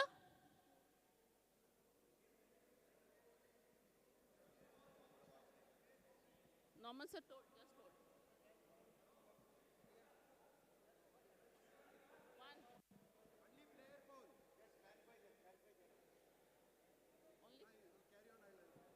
Okay, we'll just get back on this. We'll just get back on 1, no?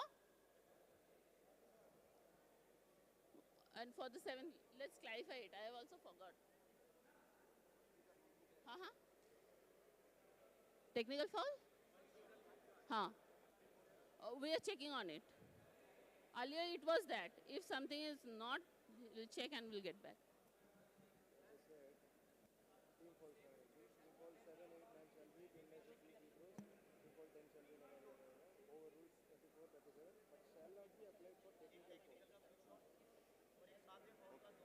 Unsportsmanlike.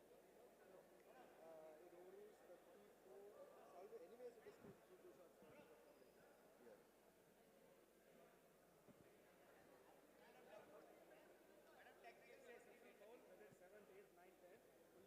एक बार you tell her.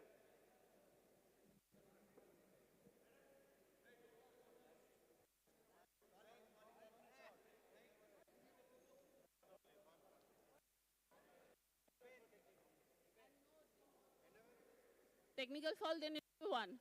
I'm sorry, I was wrong there.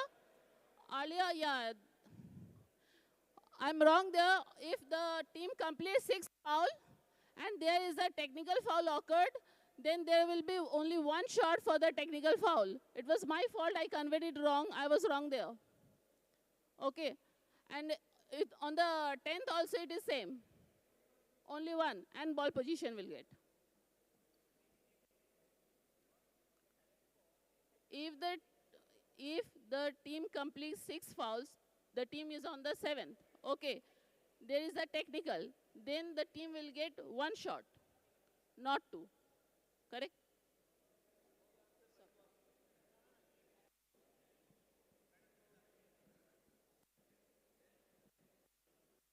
We have come. Or kuch? I think we have covered the most.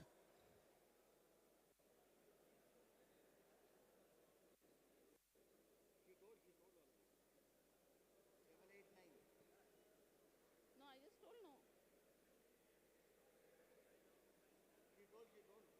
I just told 10 fouls.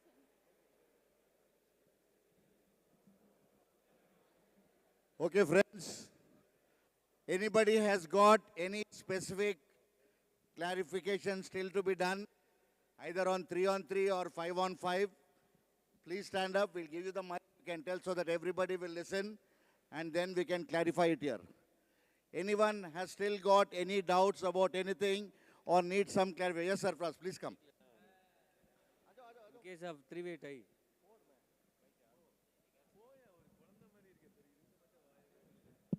Santana bro, please. Good morning, everyone. When there is a jump ball situation in 3-on-3, what should be the rules? When there is a held ball in 3-on-3, the team which did not have possession of the ball will be given the ball. Am I right? Okay? So if team A had possession, if it's a jump ball situation, team B will be given the ball and the ball will start on top of the arc.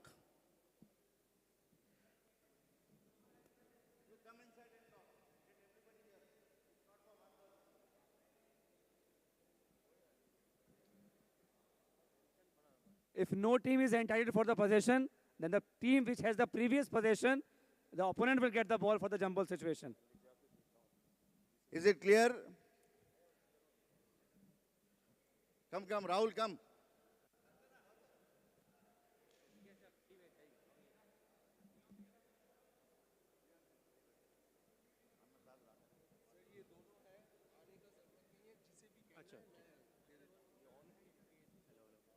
Hello, hello, hello.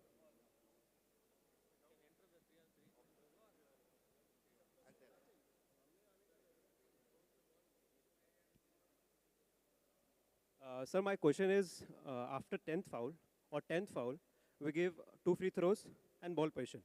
And same time, A1 gets act of shooting, 2 free throws, ball position. Same time, B1 commits an unsportsmanlike foul. So should we cancel the penalties? Because unsportsmanlike foul, 2 free throws with ball position. And same thing happening with the normal act of shooting, 10th foul.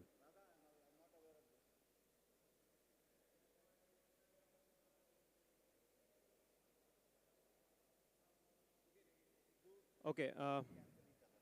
Okay. Okay. So A1 is act of shooting, and B1 commits act of shooting foul, 10th foul, 2 free throws with ball position. Okay. Same time, A2 commits unsportsmanlike foul.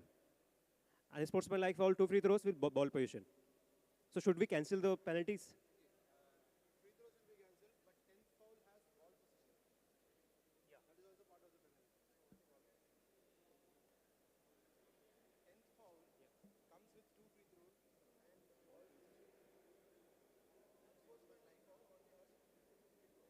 If it is second unsportsmanlike foul.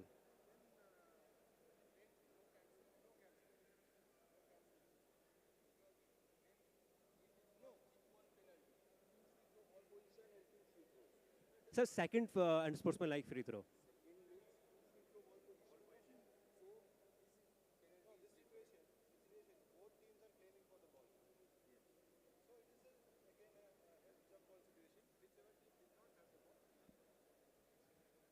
Okay, it's a common ball situation. Okay, just take a ball, Radha. Hey, Rahul, come here. Take a ball.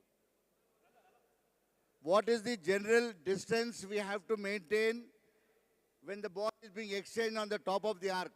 Because we see that many players try to spin the ball and give it. The moment they release the ball, they start moving in front without giving enough space for the team which is on the offense.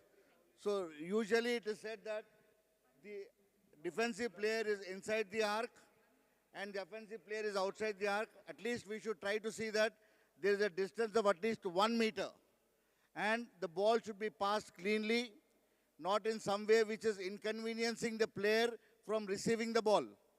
So as a referee, you should try to ensure that the ball is passed properly and the player doesn't start moving immediately, by which the movement of the offensive player is going to be curtailed.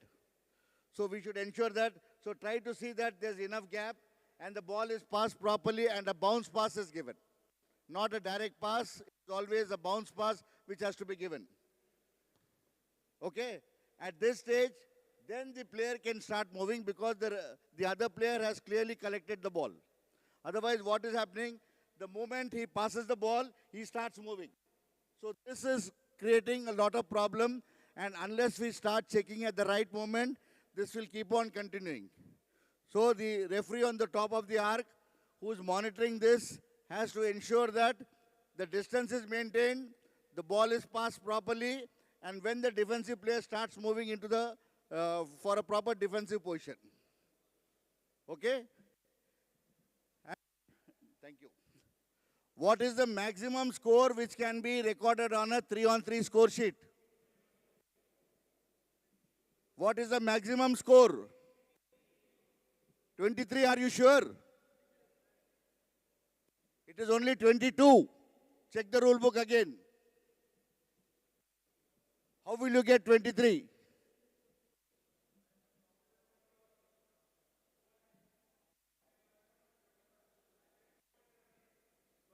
Pakka? Okay. It is 23 is the maximum.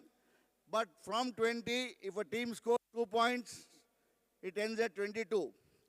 And if a team has scored a foul and count, when the score was 20 all, do we give the bonus throw or no? The score is 20 all. Act of shooting foul takes place. 2 point converted. Will you give the additional free throw?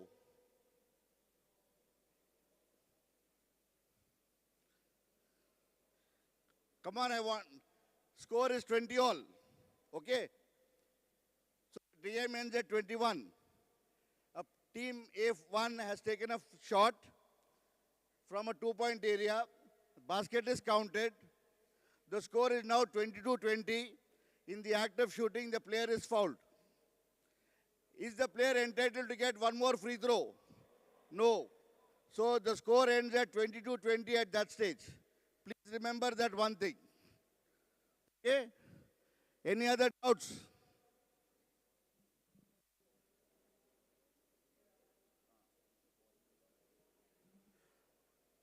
On the opening toss, Team B gets the ball. Okay? If the match goes into overtime, which team starts the ball?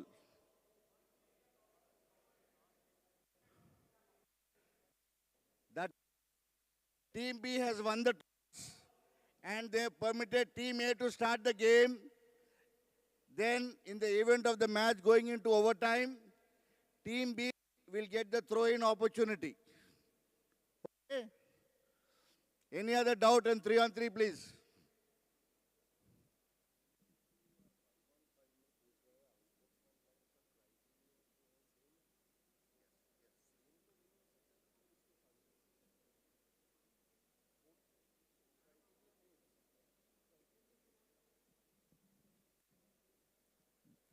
In unsportsmanlike foul, there is a small change, there is a small difference between 3-on-3 and 5-on-5.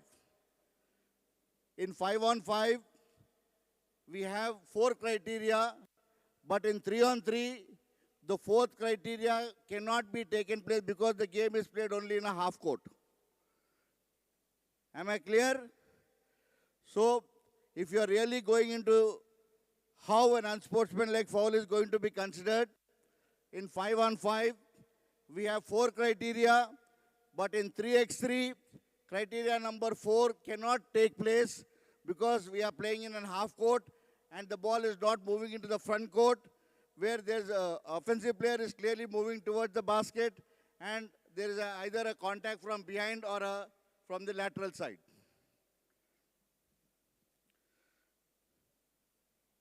Okay? I just want...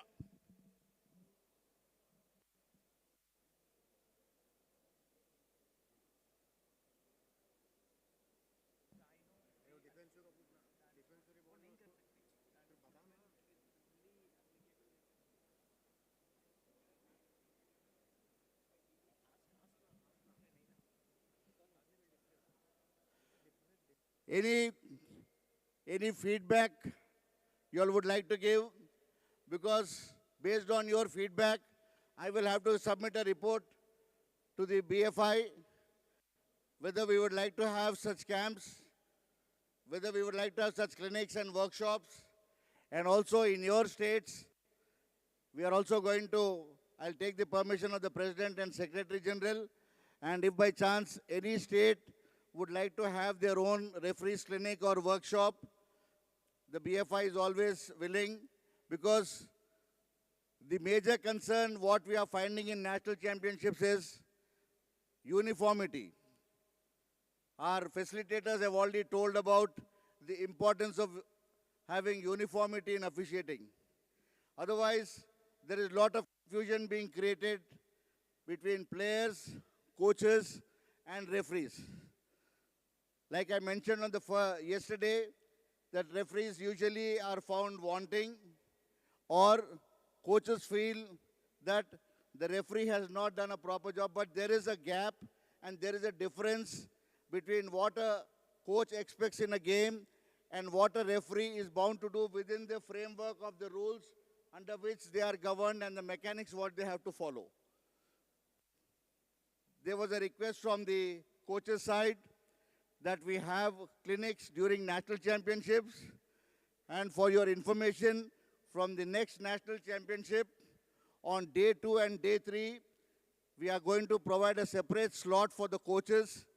There is going to be a clinic for the coaches, and in that particular clinic, one of our referee instructor or senior referee will also try to clear the misunderstanding between different decisions what are taken on court. Because we all want that everybody knows the right rules, everybody follows the right rules, and at the end of the game, everybody is satisfied that they had a good game. So the onus is on us also. Luckily, we were able to convince the coaches committee, and coaches committee has also agreed for that. So it is going to be mandatory for every referee who is attending that national, during the referees clinic or a combined clinic of coaches and referees, all the referees will be present, and we are going to schedule it on day 2 and day 3 from 7 a.m. to 8:30 a.m. and 9 a.m. onwards the game will start. So, secondly,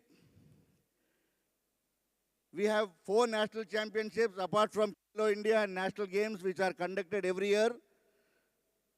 We are not going to have any referee attending more than 2 national championships. I'm making it very, very clear because we want to have wider participation, we want to have more referees coming up, and we want to have junior and young referees trying to fill up the gap so that follow in line with what FIBA is following, young referees, fit referees, and those who are able to update and upgrade and update their knowledge. So that is why, like I told you yesterday, we are going to have a fitness test, and if you fail to pass the fitness test, then I'm sorry, I will not be able to do much because I have to be guided by the policy decisions which are going to be made by the federation. Any referee coming for any national championship You will be given enough time. Prepare yourself physically. Update your knowledge. We will be having a referees clinic one day prior to the start of the championship. And that is why yesterday again I clearly mentioned that each one of you all should be present from the first day till the last day. If you have any problem, I can't come, I have my official commitment, I have some program in my school, please inform well in advance, we'll replace you with some other referee. Because refereeing is a very serious job and we have a very big role to play to ensure a smooth finish for the tournament. Like Mr. Kotlaba used to always mention that as a referee, we should see that the match ends. And the match should not only end, but the match should end in a positive way where every person who is involved in the game is satisfied that they were able to perform to their best, and the referee should go back in a satisfied way that he or she has done our best. Secondly, like we are also going to follow what FIBA is doing. We are going to encourage more female referees. And God willing, very soon you will be seeing that 3 female referees may also do a final in the women's section, or even females may start doing finals in the men's section also. Because ultimately, the gender equality has to be maintained, and we will now start working towards that. Secondly, the general feeling among all our referees, when even I was a referee, that if I get the final, I'm the best referee. I'm sorry, not every referee can be given every final, and not only the best referees are done. The referee may be a good referee, but during that championship, the performance of the referee may not be up to the required level. So the technical commission will take a decision on how to identify which referee will do which match. Even the third place match can be better than the final. As all of you would have seen, the FIBA Asia Championship recently in Jordan, the final margin was more than 60 points, whereas the third place game and many other preliminary games, league games, were more closely contested. So just don't think that if I do the final, I'm a better and no collars up. Everybody are equal. Let us not have some discrimination. Let us not feel that, I'm sorry, I'm a bit blunt, but then I have to tell that because everybody feels, "Arey, my final kare to main acha referee hu." It is not like that. Let everybody get a chance. Everybody has to grow. We are in a democratic society. And unless the other referees are given a chance, how can we identify whether they are able to perform to the desired levels and whether they are able to take our game forward by doing their best? Okay? So whenever you're coming for the national championships, I request all our referees to be physically fit and be there from day one to last day. Secondly, we are also now, wherever the national championships are going to be placed, we are going to have more involvement of the local referees of that state. Suppose it is in Tamil Nadu, we will try to have more referees from the local state, and then we will have not more than a certain number of referees depending on how many referees we need and how many courts are going to be used on the inaugural first 5 days. Because usually the first 5 days has the maximum matches between 26 to 32. So based on that, we will be calling the referees. And we may not be able to accommodate more than 1 or 2 referees from the other states. Like suppose Tamil Nadu, we have 4 courts being used here. We may require about 50 referees. If Tamil Nadu is able to give us 20 referees, we will be having only 30 referees, out of which 10 senior FIBA or very senior A-panel referees will be on the invited list. The other 20 will be accompanying. So I cannot accommodate more than 1 referee from each state. Certain states send that I want 4 referees, 5 referees to come from my state. What will happen to the other states? So that is why you have to work hard. We will have a pool of referees who are really doing well, who are young, who are going to take the game to the future. These referees will be considered first when we are also identifying the accompanying referees.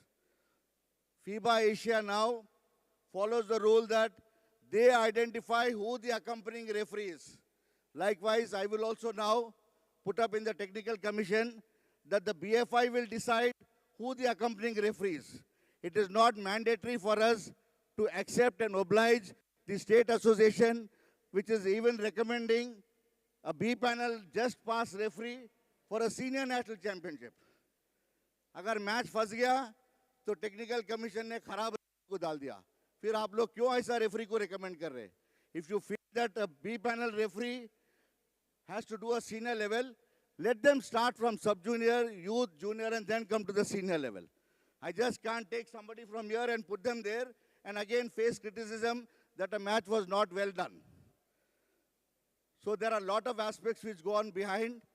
So I want each one of you all to prepare yourselves well, take up the challenge, and on court, do your best job.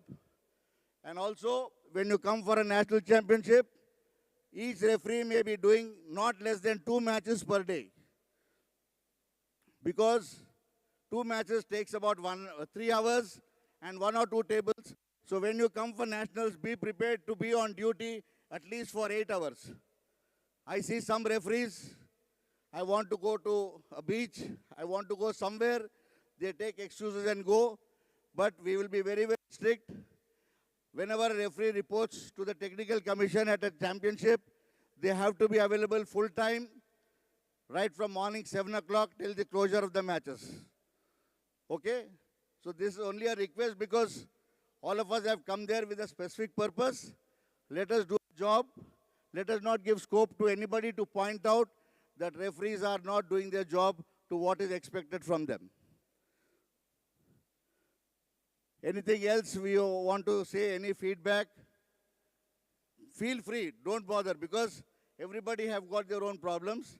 Everybody have got their own issues.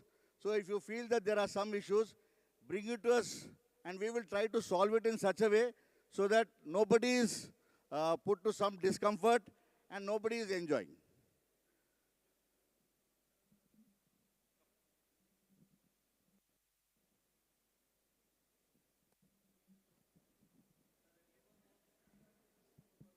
Hello.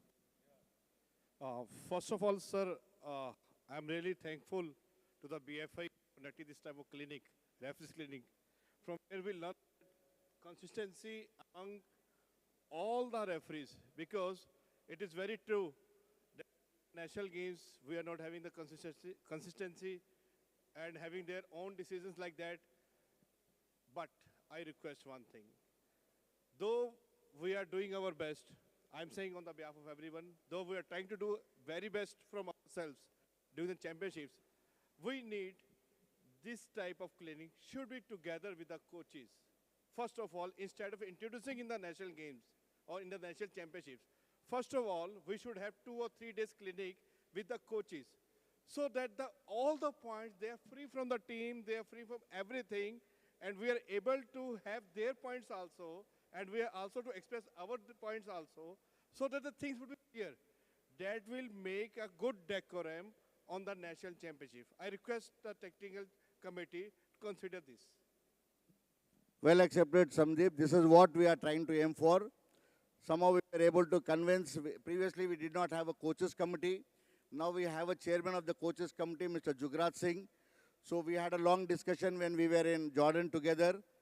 So there, and also Arnika has been continuously behind me because she also finds that there is a lot of gap between what a referee expects and what is actually blown on court. There are knowledge gaps on that side, there are knowledge gaps on this side. Unless we gel together, it is difficult for us to really have a good game. So that is the purpose why we have planned out, and we are going to have 2 sessions in every national championship. First day, it is going to be only for the coaches. Most probably, the coaches, instructors will guide the coaches. On the second day, we will be part of the deliberations, we will be part of the discussions, and any doubts from the referee's point of view will be clarified by a senior referee so that the coaches understand and know to what extent the referees can take calls in a game situation and which is different from what they were or they are going to expect. So this is how we are trying to fill up the gap, and hopefully with the opportunities what are going to come up very soon, the next couple of nationals, all the coaches will be covered, all our referees will be covered.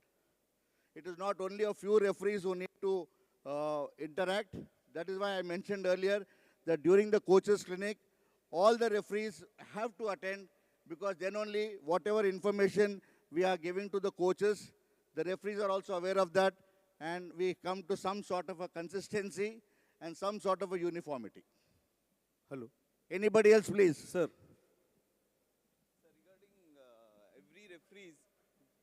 Every referees during the national championship wants to stay on the court number 1 only, sir. Court number 2, 3, 4, they don't go on time, and they feel ki they are demoted or degraded, like that. I think Atanu now in his presentation very clearly made what are the qualities of a good referee. Punctuality, discipline, appearance, dedication. All these are very, very important for each one of us. And I also mentioned that every referee wants only to do level 1 matches. For your information, I can tell you, level 2 matches sometimes are much, much better than level 1 matches. They are so well contested, but definitely many of us feel that by doing the outside courts or doing level 2 matches, I am not being given the right matches. Because when there are close matches, we also ensure that good senior, even FIBA referees are being given nominations on outside courts. The very purpose of that is we don't want any match to end on a sour note where our team feels that we did not have good referees and because of that we lost the match. So like Patro has rightly pointed out, if you feel that I will do only on indoor court, I will do only level 1 matches, I am sorry. I will also give assignments on outdoor courts to all referees, irrespective of FIBA, A panel, B panel, whatever it is. Because we are all come there to do matches. If you are there, if a senior referee is doing with 2 other junior referees, just imagine the confidence level, what will come up in the other junior referees by co-partnering a senior referee. If the same level of referees do, we are limited to our knowledge, we are limited to our experience, we are limited to our exposure. So one senior referee, seeing him, the other junior referees, will also try to emulate them and try to enhance their performance. Table officials also the same thing. Everybody feels the table officials' job is the easiest. Watching their mobiles, they don't prepare themselves. Last minute, we have to call people to sit on the table. Okay, I accept during your food timings, for your breakfast, for your lunch, for your dinner, go by turns. But don't feel that, why should I go there or why should I sit on the table? Can anybody tell me under what situations a protest can take place in an official basketball match? Anyone can please come forward. What is the protest procedure? And for what decisions can a protest be lodged after the completion of the match? Or during the match also? Anyone referee can please come and tell me for what a protest can be lodged during a game. Please come. If you are not reading your rule book, then you are not aware of what the protest procedure is and under what circumstances, for what reasons the protest can be lodged. Sir, protest. Hello. Hello. So protest can be launched only on the table officials, the timer, the shot clock operator, and the scorer. Not on the referees, floor referees. Can any protest be lodged on the decision of a referee? No, sir. Then why do we take the job of a table official very lightly? That is the reason why I asked you all. If you are not doing your job properly on the table, you are giving scope for a protest to be lodged. either a game clock or in a time. So the protest can be lodged not on the decision of a referee. If there's any other thing, the technical committee or the game organizing committee will take a call. But with regard to any protest being lodged, it is only on the malfunctioning of the table officials.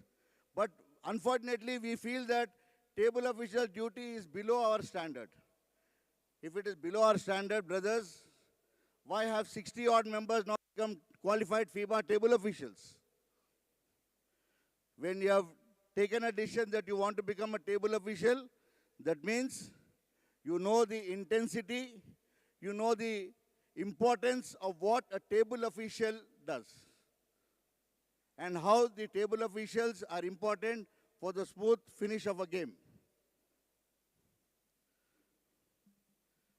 Some more changes are going to come. There's going to be a fourth referee, and all these now are going to come up gradually.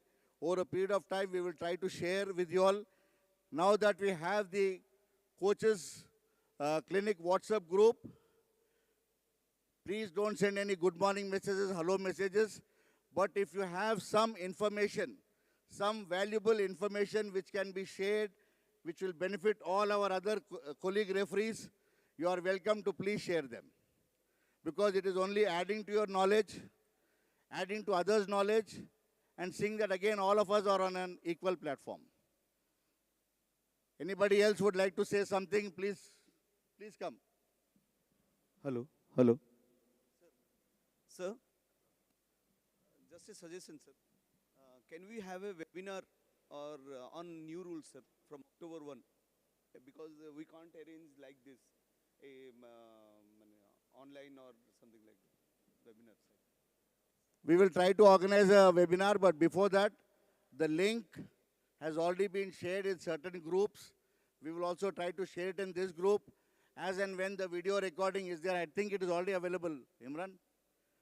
The new rules, video, is it there on the link now? Is it available? So we will share that in the group. You all have that. And sometime, because the rules are effective from 1st October onwards, so during October or before that, we will have a webinar. We will inform the BFI so that more number of people can join. And then we will have a series of, instead of webinar, we can have a direct interaction during national championships, because we have 3 more national championships coming up, senior, youth, and sub-junior. So that is why we will call all different referees for different national championships so that everybody is informed about what the new rules are. Some are minor, some are major.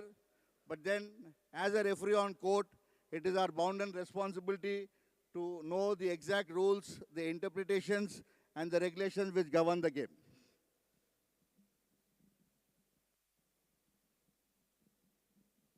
Anybody else? Murli sir. Murli sir, is there any tea arranged for us?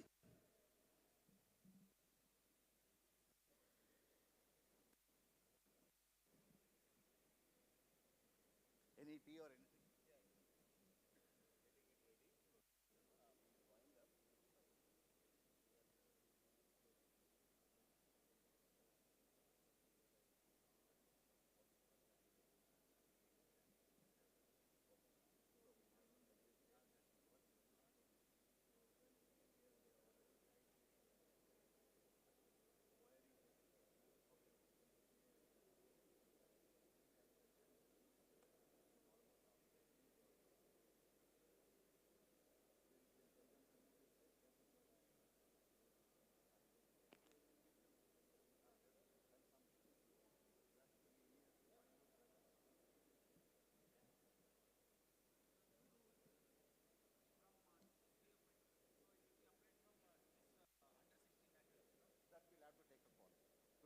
Unless the rules are known to others, then there will be a lot of confusion. Regarding introduction of the new rules in a national championship, usually the new rules were implemented after the senior national championship. That is what the procedure is. Because what happens, some people, some of our referees may not have exact knowledge about the rules and which will create confusion. So that is why unless we have a series of webinars or meetings, we will not implement it, but we will be informing you all from when it will be involved. We are going to introduce the new rules. Hopefully from senior nationals, but then I will discuss with our President and Secretary General, and then the Technical Commission will take a final decision, and we will keep you all informed. So all those in this group, please don't exit from the group. Because whatever information we have, if there are any other referees who are missed out, we will try to add them in this group. I do not know what is the size of a WhatsApp group. If there are any limitations, then we'll see how to go about it. But any instructions, any information, we will try to pass it on to you from this group.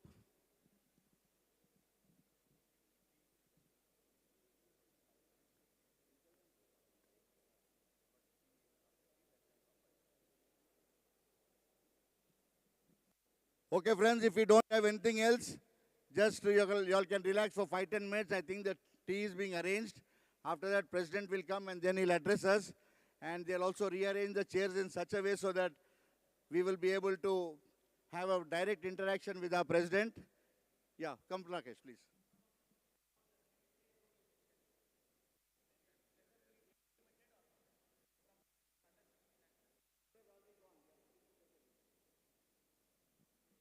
The circular regarding players, 10 players playing in every match is there. But there is also something beyond that. We may also make 12 players play in every match from the coming national. It is not only going to be 10. We have sent a circular that it is going to be 10 players in every match. But it may also be 12 players in every match. That is the reason why I want all of you all to come for the pre-game, pre-championship meeting, technical meeting. Because how we identify a player who is not going to play enter the court for more than 4 quarters, how a player has to play a minimum of 1 full quarter, when it will be considered a player is playing a full quarter, when it is being considered when a player has not played in a full quarter.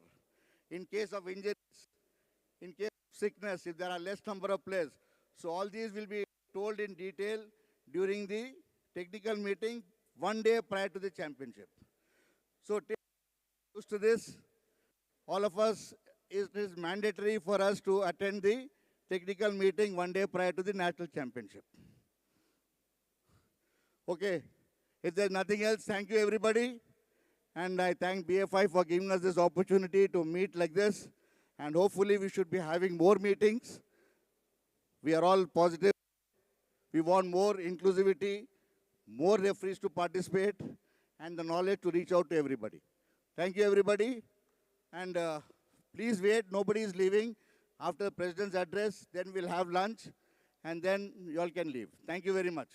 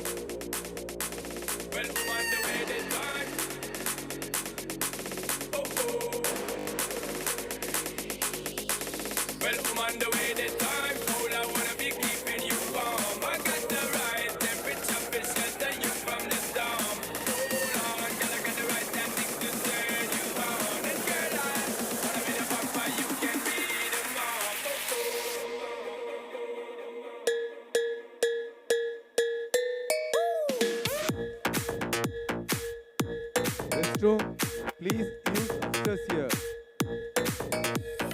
Female you can use here. Male also male. Referees can use the restroom here.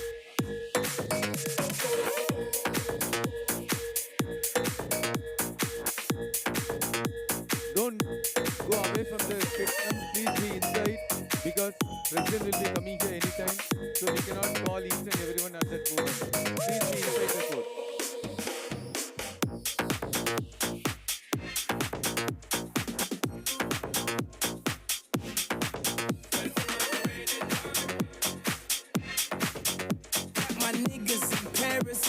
they going gorillas, huh?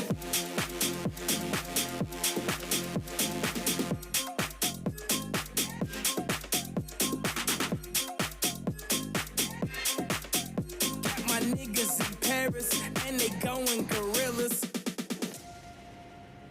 We're gonna skate to one song only.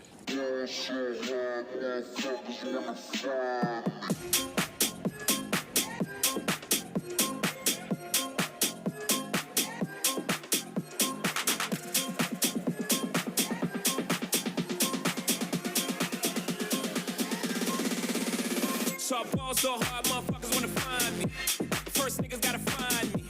What's 50 grand to a motherfucker like me? Can you please remind me? Ball so hard, this shit crazy. Y'all don't know that don't shit fade. And that's to go 0 for 82 when I look at you like this shit gravy. Ball so hard, this shit weird. We ain't need Pope be here. Ball so hard since we here. It's only right that we be fair. Psycho, I'm liable to go Michael. Take the pick, Jackson, Tyson, Jordan. Game 6, ball so hard, got a broke clock. Rollies that don't tick tock. All the Mars that's losing time. Hidden behind all these big rocks. Ball so hard, I'm shocked too. I'm supposed to be like.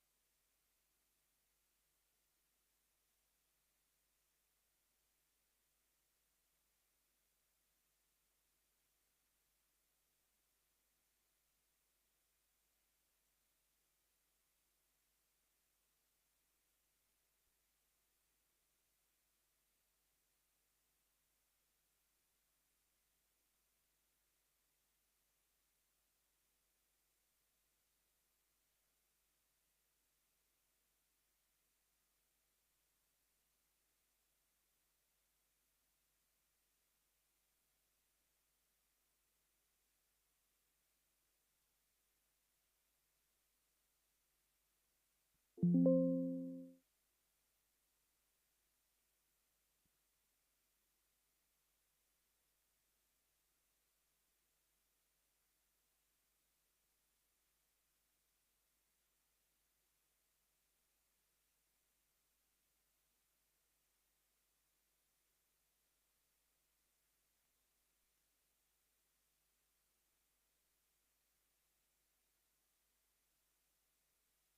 me get in my zone. Don't let me get in my zone. Don't let me get in my zone. Don't let me get in my zone. The stars is in the building. They hands to the ceiling. I know I'm about to kill it. How you know I got that fit feeling?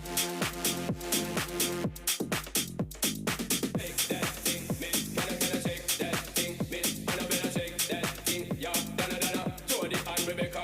Come on, get busy. Just shake that booty, don't stop when the beat drop. Just keep swinging it, get jiggy. Get drunk up, percolate anything you want because it's oscillating. If I don't take it, more to see you get life on the rhythm on my ride. I'm a lyrics up about electricity. Girl, nobody can do you nothing because you don't know your destiny. Now shake that thing, miss. Can I shake that thing, miss? And I better shake that thing, yeah. Donna, Jody and Rebecca. Come on, shake that thing, miss. Can I shake that thing, miss? And I better shake that thing, yeah. Donna, Jody and Rebecca.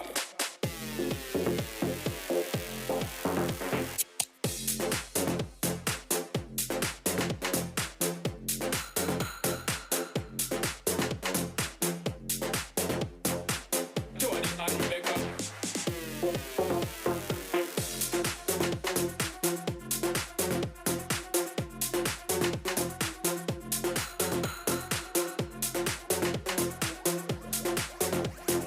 Nothing cause you don't know your destiny. Yo, sexy ladies want part with us. Inna the car with us, them not part with us. Inna the club, them want flex with us. To get next with us, them not vex with us. From the day my bond to ignite my flame, girl, I call my name and it is my fame. It's all good, girl, turn me on till I earn them on. Let's get it on, let's get it on till I earn them on, girl. It's all good, just turn me on, girl. Don't sweat it, don't get agitated, girl. Go and rotate, 'cause anything you want, you know you must get it. From the day my mention, don't ease the tension, girl. Run the program, just go and fit it. Yo, have a good time, girl. Free up on the mind, 'cause nobody can diss your man. Inna the club, them want flex with us. To get next to us, them now vex with us. From the day my bond to ignite my flame, girl, I call my name and it is my fame. It's all good, girl, turn me on till I earn them on. Let's get it on, let's get it on till I earn them on, girl. It's all good, just turn me on. Yo, shake that thing, miss. Can I shake that thing, yo? And I better shake that thing, miss. Donna, yo, miss Jody and the one named Rebecca, yo, shake that.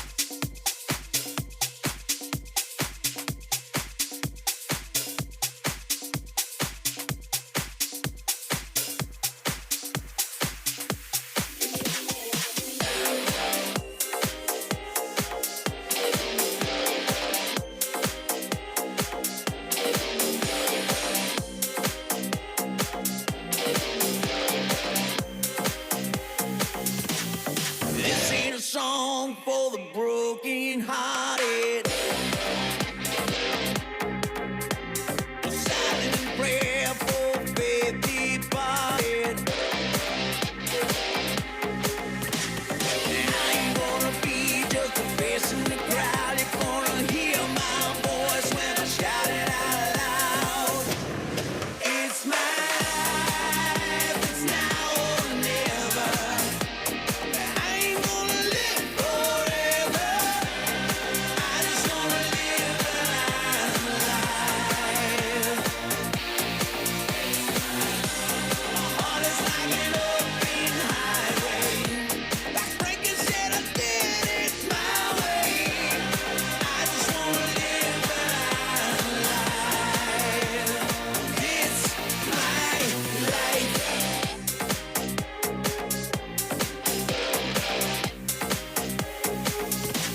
And this is for ones who stood their ground. For Tommy and Gina, who never back down. Tomorrow's getting harder, make no mistake. Look ain't even look, you gotta make your own breaks. It's my life and it's now or never.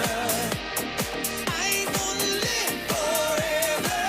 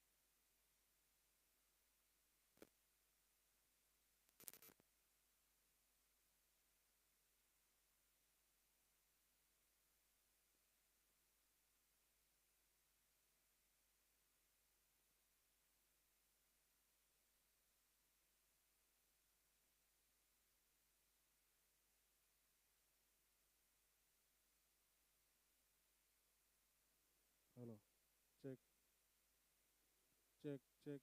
Hello, hello, hello, hello. Check, check.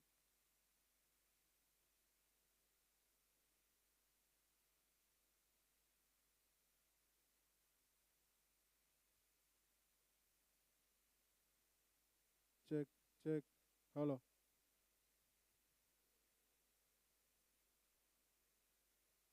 hello,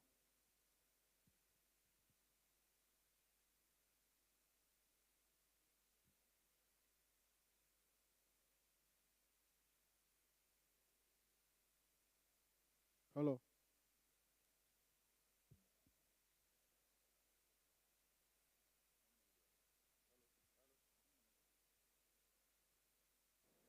Hello.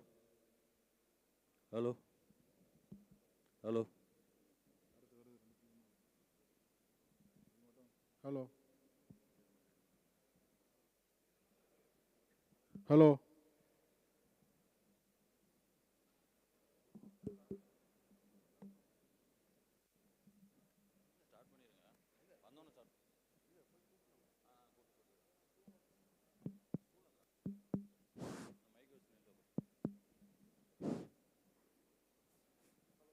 Udaya, hello.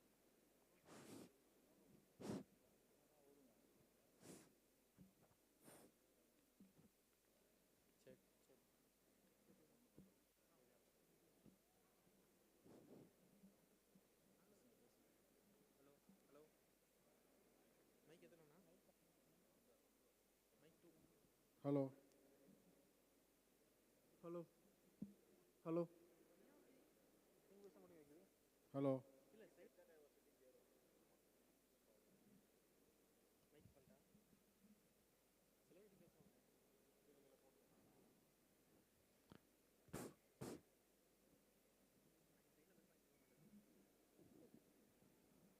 hello, hello, hello. Again. Hello, hello, hello. Check, check, check, check, check. Center வச்சு பேசினா கேட்கல. இப்படி வச்சு பேசினா கேட்கல. Hello யாருக்கு வேணா அந்த மைக் கட் பண்ணிட்டு நெட் மைக் வேணா போட்டு அவருக்கும் மைக் தனியாக அடிக்க வச்சுனா நெட் மைக் ஆஃபே ஆகக்கூடாது. அவருக்கா இருக்கான்னு கேட்குறேன். இருக்கு தலையை மாட்டு வராங்க. அவங்க தான் போட மாட்டாங்க.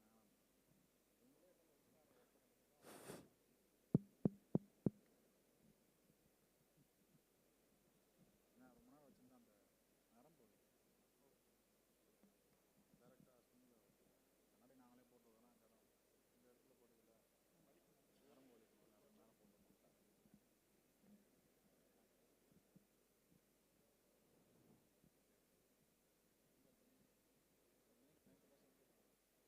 Hello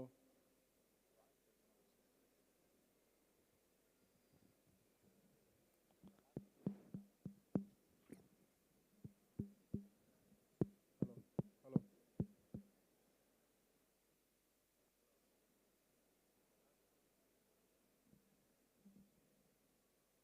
hello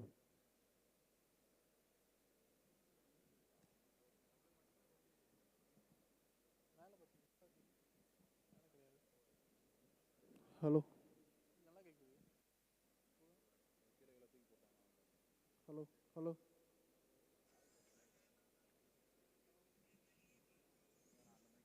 hello hello hello அப்போ கேட்காது.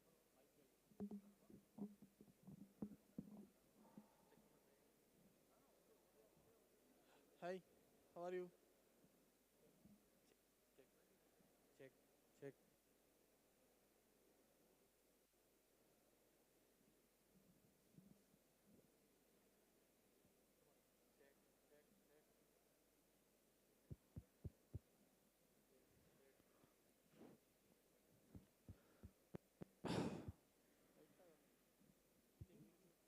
Hello, hello, hello. Yes. Hello.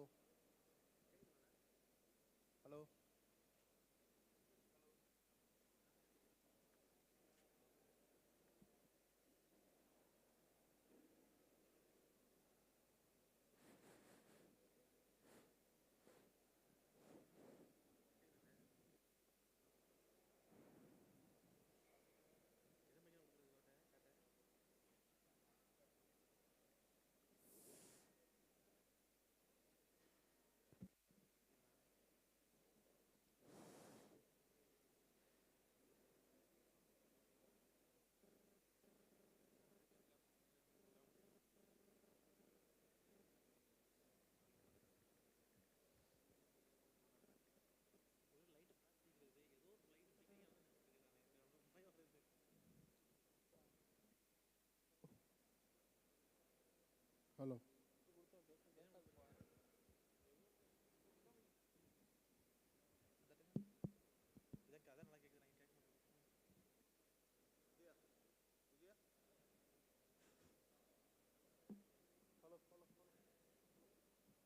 Hello.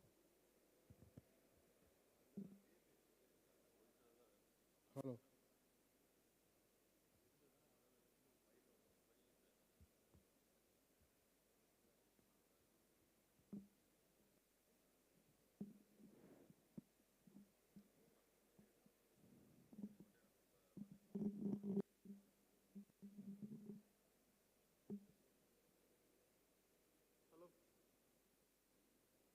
Hello. Hello. Hello. Hello. Hello.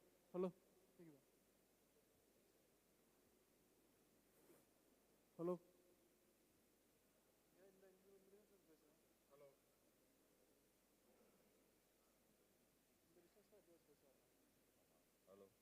Hello.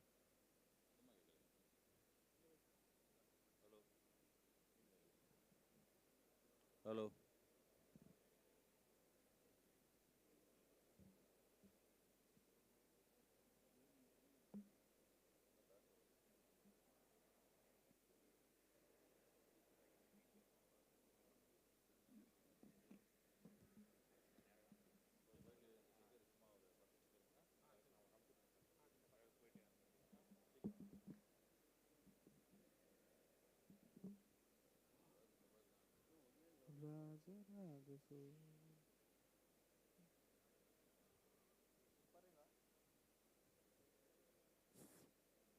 Hello. Hello. Hello. Hello. Hello. Hello. Check. Check. Hello. Hello. Hello.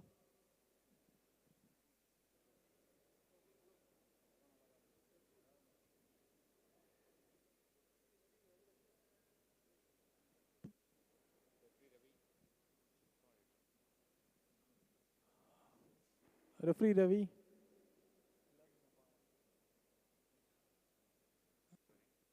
Ravi and I. Hello. Hello. Hello.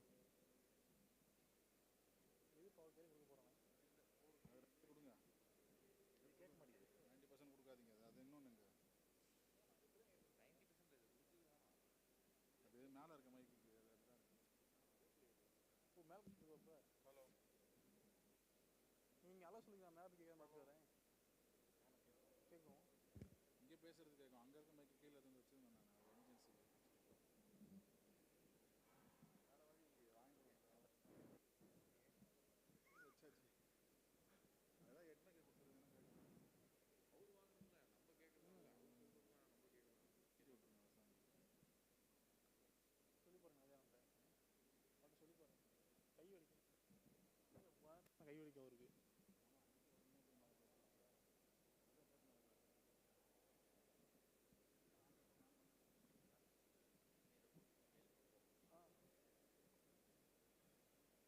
அவருக்கு வாங்கிட்டு வச்சிருக்கீங்களா அதை அது வாங்கிட்டு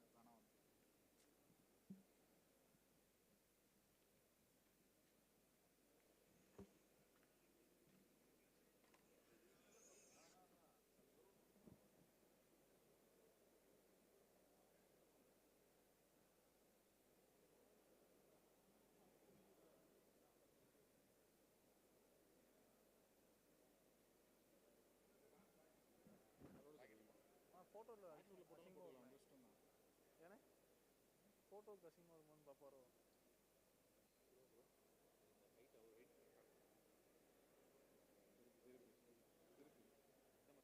அப்படிதான் இது வந்து காதுக்கு மேலே வரணும் காதுக்கு மேலே கேளுங்க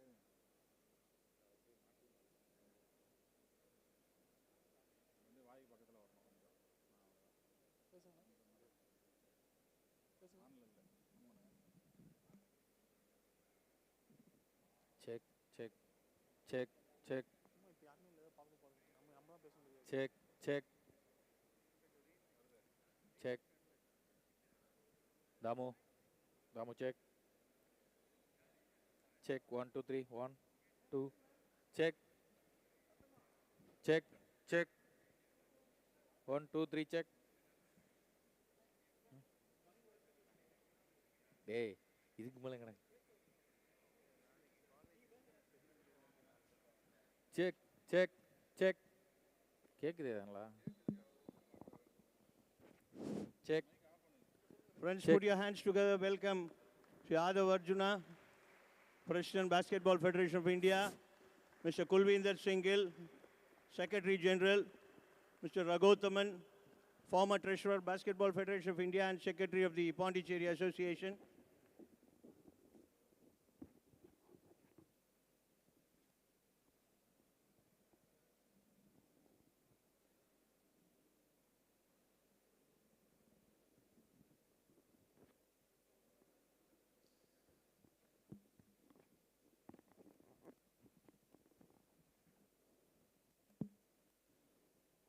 Friends, we are extremely happy to have the President, the Secretary General of Basketball Federation of India for the valedictory function. Without wasting much time, may I now call upon our Secretary General, Mr. Kulvinder Singhil, to address the gathering.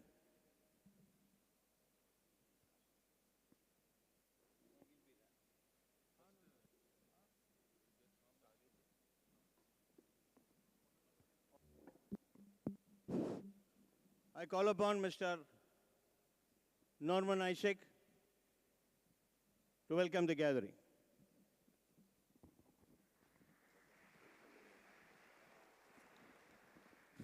Honorable President, Sir, Secretary General, Sir, Mr. Raghotaman, the facilitators for this first ever national level referees clinic, and over 100 participants who have come from different states.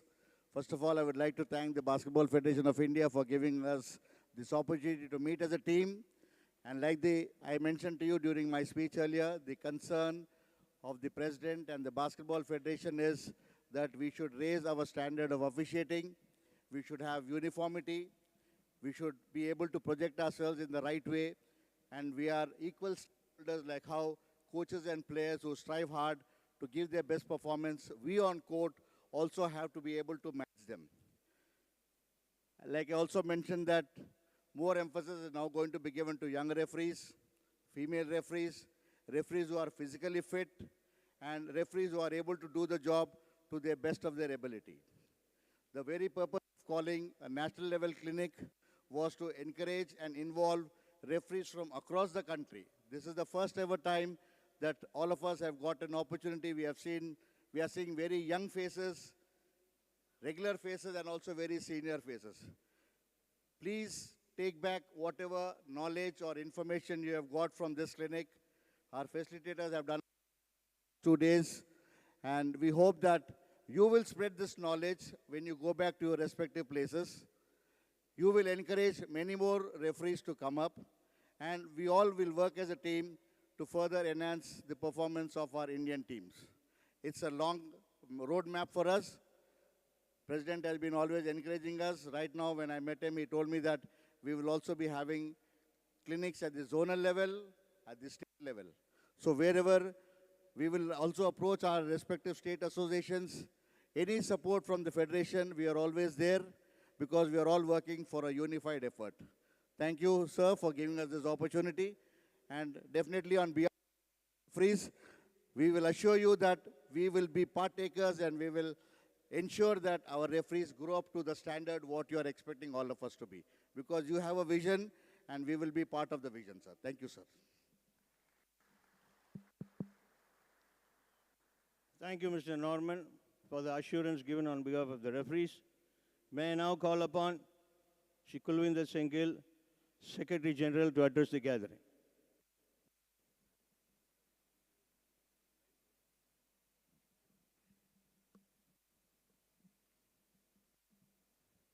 Well, good morning, everyone. So, President of the Basketball Federation of India, Raghotaman sir, our technical commission chairman, Mr. Norman, Mr. Murli, all the referees who have been present here for the last 3 days for this clinic. I hope, first of all, that you all had a very fantastic time where you even met together and had a lot of discussions and learned many things regarding what updates are going on in basketball. We as a federation are very clear that we are holding more and more activities, whether it is in referees, whether it is in coaches clinic, whether it is for players. So this time I think this was the first referees clinic at the national level which we had in Chennai. We will have more and more of clinics, but the main purpose of this is that all of you get updated, because referees play a very important role in each and every game, because your decisions can change the future of the match. So it is very necessary. हम देखते हैं even in players, when they are playing, the players who are fit, they are given chance and they play for their either district, state or the country. Similarly, in officiating also, because our game is a very fast game, so you not only have to be updated regarding the rules, but fitness is a very important role which has to be seen in basketball. At international level also we see how the referees, they are, when you look at them physically, they are very fit. You can't see any tummy and anything fat on their physique level. So we have to see that, so that more and more referees from India go at international level. Only then the federation feels proud when our representation at the international level is also more and more. And people around Asia and around the country appreciate the level of officiating of our country also. So it is my sincere advice also to all of you that be updated and keep yourselves fit, because it is very necessary, because when you are officiating, the match is going on very fast, you have to keep yourself fit. Otherwise, if you are not fit, maybe then you may lose chances in future. We will have more and more of clinics, not only at the national level, but also at zonal levels also. And those who are seniors, they can also coordinate with the state associations. You can individually also have clinics connected with Zoom, and also now it is everything, you can easily manage things, because due to media and all, everything is available very easily. So my sincere advice to all of you is that keep yourself fit, keep yourself updated at the national levels also, because it is in future, not only we will have clinics in zonal level only for referees, because it's the rule updating. We will involve coaches also, so that there is proper understanding, because they also are updated about the rules. Otherwise, we see in nationals and all, in the tournaments, that the coaches are also not updated. They also do not know the rules. So we and President and the technical committee chairman Norman were also discussing these things, that the coaches have also to be updated regarding the latest rules and all, so that they also have a clarity of the rules. So when the matches are going on, if referees give a decision, they also know that what the rule is. So once again, first of all, I also welcome you on behalf of Basketball Federation of India, and hope you all had a good time. It was a good learning process for all of you. So it's good for the federation also to have a feedback from you all. We will have more and more clinics. We will call even from the international level more and more people, and we will keep going on doing all these activities. Thank you once again. Thank you. Thank you, Mr. Gill. In fact, you have rightly put that fitness plays a major part in the career of the referees. I'm sure National Technical Commission has already taken note of it, and we are on the right track. We hope our referees will be more fitter and faster in the years to come. Now, may I call upon our President, Shri Yadav Arjuna, to give the presidential address.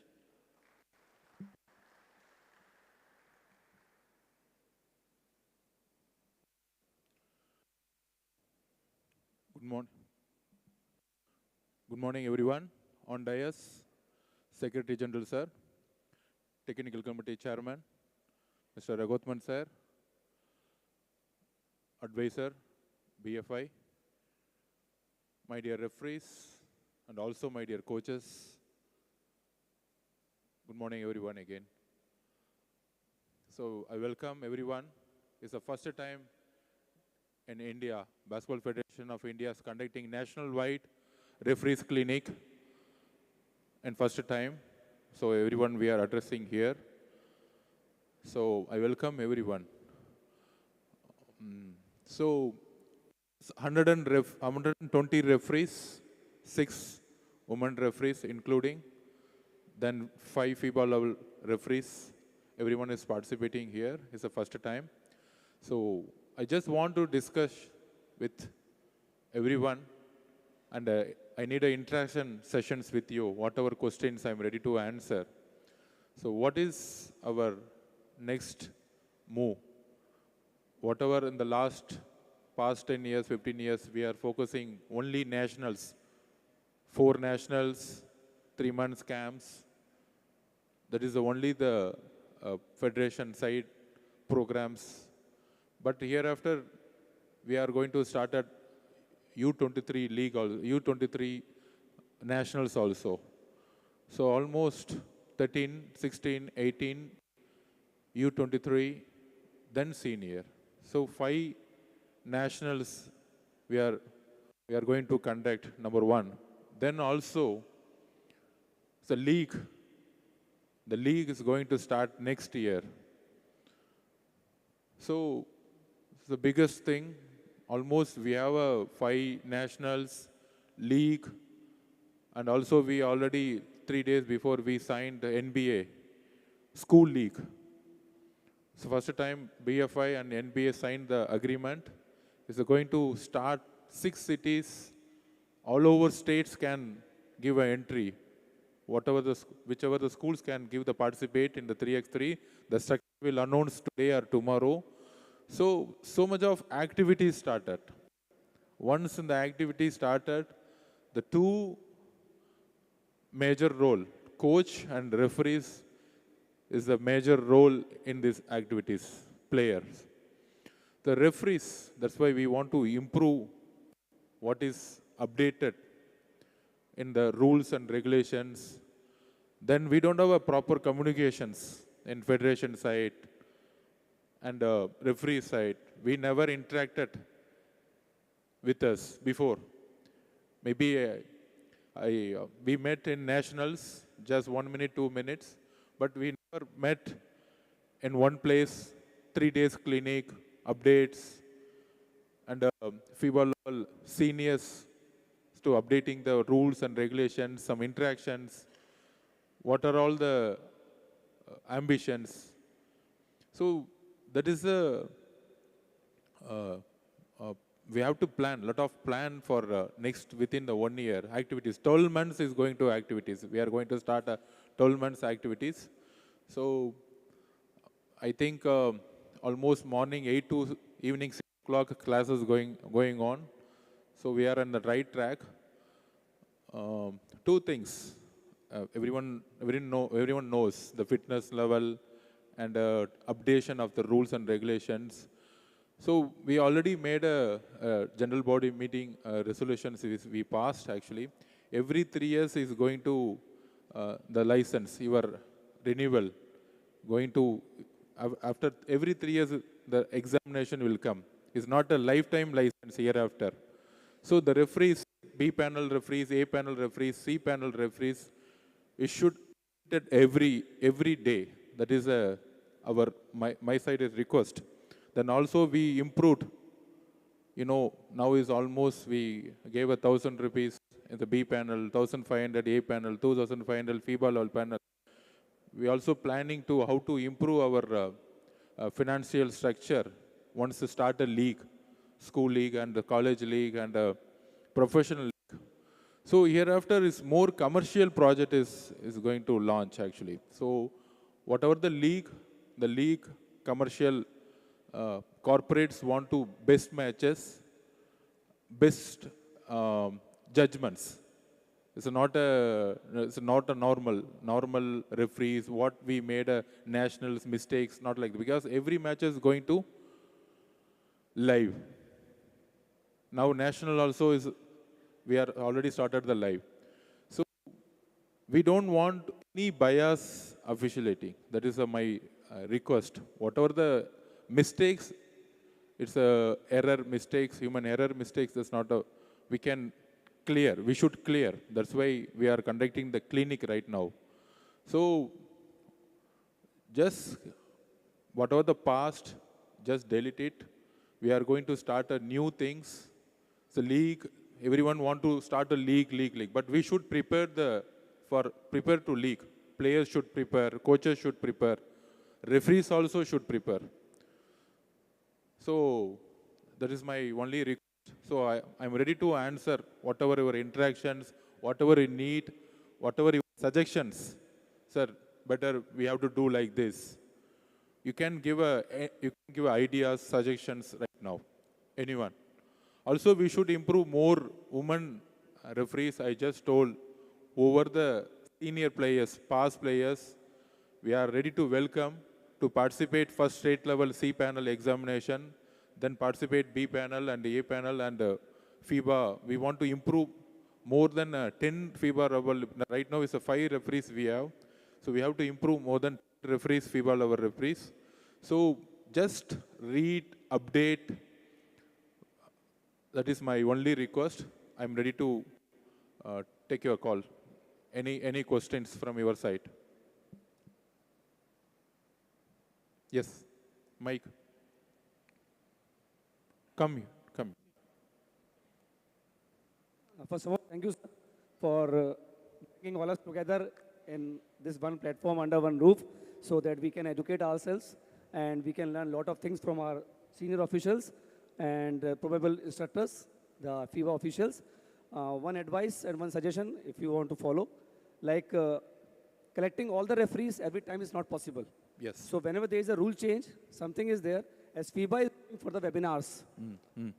So we can have monthly webinars to educate the referees. Those who are not able to come here, at least they can join the webinars. We can have it zone-wise or state-wise so that maximum participation can be done. Okay. And can be done by the senior officials and the FIBA officials. Yes. And headed by our commission. Yes. It's a suggestion for you, sir. Yeah, it's already we decided. Is every zone we are going to Zoom meeting, web seminar. Then also we have a plan in every zone meeting, every 6 months we are going to update it. It's already done. Because so, at the national championship, only hardly 20-30 referees, they come together. Yes. And it's not easy for them also for every state to mingle up together and share the information. Yes. And same thing from your side should be sent to the state Yes. representative also, Yes. that we have done our part. Now Yes. it's up to you. You Yes. also do your part. Yes, yes. Thank you. Yes. Thank you. Next. Please come.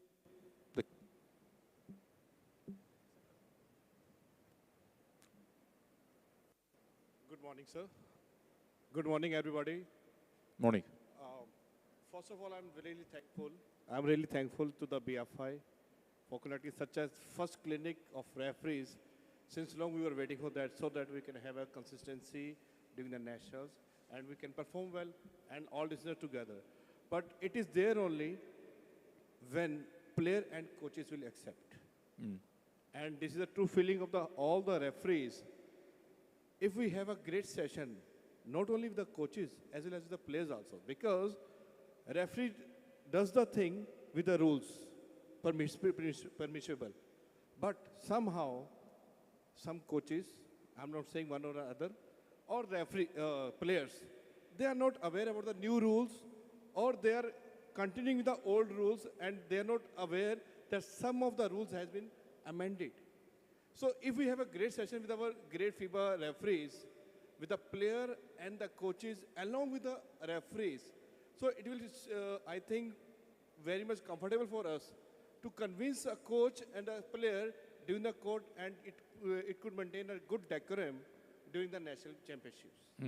I really suggest if it could be happen, so it will be easy for us and we are able to maintain the good decorum during the national championship, the other, or you say private invitation tournaments. Okay. Yeah, Thank you. we have it's already done actually. So next week we are going to start a coaches clinic. So this week is a referees clinic. So the next week we already declared the coaches clinic. That is one of the major session we are going to take a clinic for the updating the rules and regulations. Players we should do actually. So first, yeah. Actually, sir, I really request कि when we have a together clinic, Okay. like referees, coaches, and the players, I think all the doubts will be clear. Okay. Okay. Because coaches have the different criteria to perform, to have a good thing with the teams. Okay. So they're concerned with the team's performance. Okay. Okay. I appreciate that they have the rule knowledge and everything. But somehow, somewhere, as a referee, we have the discussions also. See, for the betterment of game, we avoid some fouls and something which are not having the disadvantage to the player or the team. That should be understandable to the coaches and the players as well. Because wearing, touching, yes, as per rule is a foul. But we as a referee see whether it could be blown or to delay the game. So in that way we avoid it. So coaches says as per rules at the bookish things like, yeah, it's a foul. We accept that as per rule it's a foul. But for the betterment of the game, we should continue it because it is not having a disadvantage to the player or the game. So this is a request if we will have it together. So everything would be clear in that instance. Though they will have the separate clinics, after that we can have it together. Okay. Okay. That will be easy for us for. Okay. Okay. Sure. Thank you. Noted, sir. Thank you. Next one.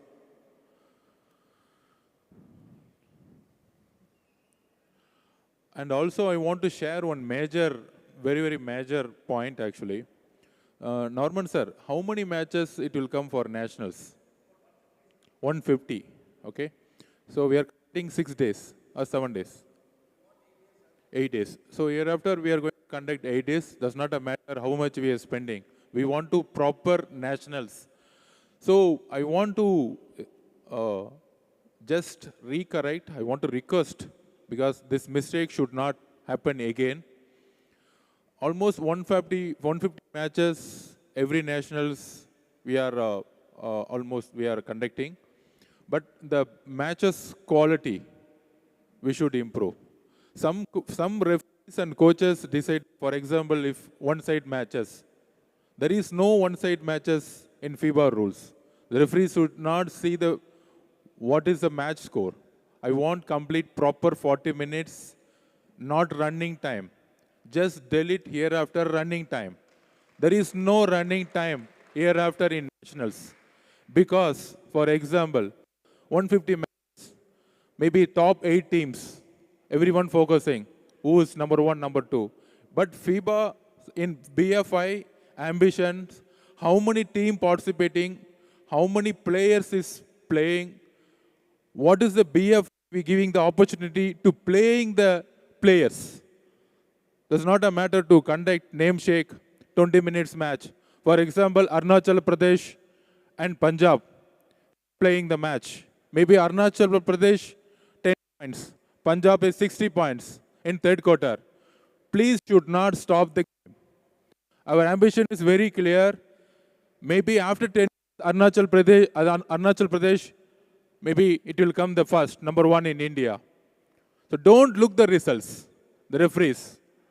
Don't look the results. Ready to conduct 9 days. Does not matter 7 days or 8 days. But hereafter, every nationals, every match look like FIBA international matches. We should conduct it like that. How FIBA matches? FIBA matches, they are not the scores, rules, regulations, proper timing.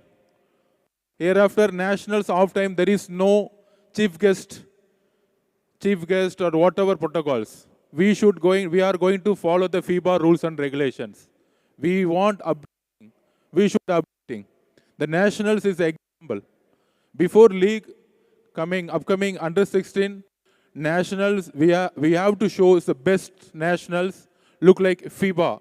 How FIBA organized the tournament, how the World Cups organized the tournament. That is the quality of the nationals we should give a players and coaches. So I need every matches, after matches, who's the authority to sign? The referees. Not a president, not a secretary general, not a technical committee chairman. The authority, the power is the referees. Without sign, the score sheet is not valid. Is it correct or not? It's correct or not? Whatever national matches, whatever central government matches, if any issues will come, the score sheet is the only proof. But as per rule and regulation, the only pure authority, there is not even I am, not even the President of Basketball of India. You are the judges. You are the judges. Every matches, you are the judges. Please understand what is your role and responsibility. Please understand. You are the judge. Judge means you are the God in the ground. Be neutral. Be honest. Don't be biased. Maybe you are from whichever the state, whichever the language, does not matter. Be true, be loyal for the ground. Be true, be loyal for the game. Be true, be loyal for the country. We need the quality matches. Does not matter who is winning. Tamil Nadu winning, Punjab winning. I am not bothered who is winning in nationals. My concern, I want proper score from the good games. I want tomorrow Mizoram player to roll in national team, point guard. Does not a matter to winning or losing. Competition, we want the competition. But we should focus every matches, proper matches. Stop the hereafter running time. There is no running time hereafter in India. Just clear it. If any pressure will come, don't sign your score sheet. Just whatever your problem, just write the score sheet, take a WhatsApp, forward me. No one give the pressure. I told very clearly, Norman sir, technical committee chairman, 150 matches, we need a quality matches. Proper timing. 8 hours, we give a time. Final match, we should finish before 9:30. We have to give a next match, not first match. So the fixtures, everything, I already discussed with Secretary General and discussed with the Norman sir. So hereafter, please, timing 24 seconds, 10 minutes, the table officials, we should follow each and every rules. That only I want the commitment. Can we do? Can we do? Thank you so much. That is only my request. Let's see under 16 match, upcoming under 16 matches. Next. Because hereafter 150 matches going to telecast. BFI page 1, 2, 3, 4. 4 pages, 4 grounds we are going to telecast live all the matches. Not only the match. So be ready for new journey. Don't compromise. Don't compromise. Me, Secretary General, or whatever the senior, we don't have a bother about which state is winning. We are working for country. We are very clear. So we need your supports. Without quality matches, in TRW, Talent Research Wing, we already appointed, and selection committee can't select proper players. So game is your control. Be honest. Any questions? Any questions from women referees? How will improve? Senior. Any idea? Yes. Anyone? suggestions from women referees.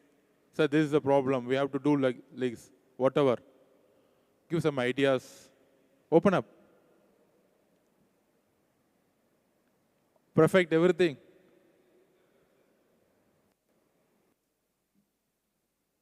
Are you getting the chance? Proper chance? James? From? Come. Next one. Come. Let's explain what is Northeast want. Come, come, come. Come. Come on, clap, everyone.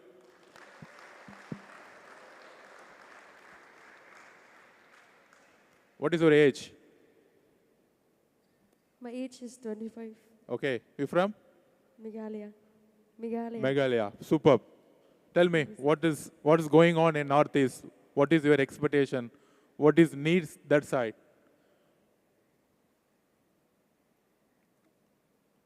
Talk. Just talk like me. No problem. Tell me your experience.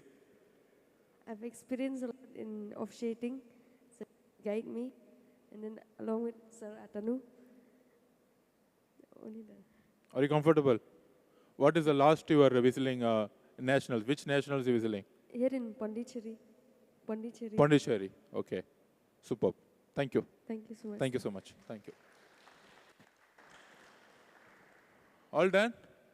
Okay. Thank you so much. Thank you.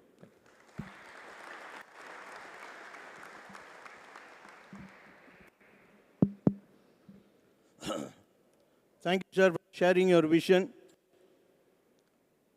And one of the important points you told was that matches will have to be played for 40 minutes, playing time and not running time. In fact, he had already emphasized it during our clinic, in the Tamil Nadu clinic also. So I'm sure referees will take it in the right spirit and show that even the team in the lowest level is able to play against a top team for the full 40 minutes. Okay?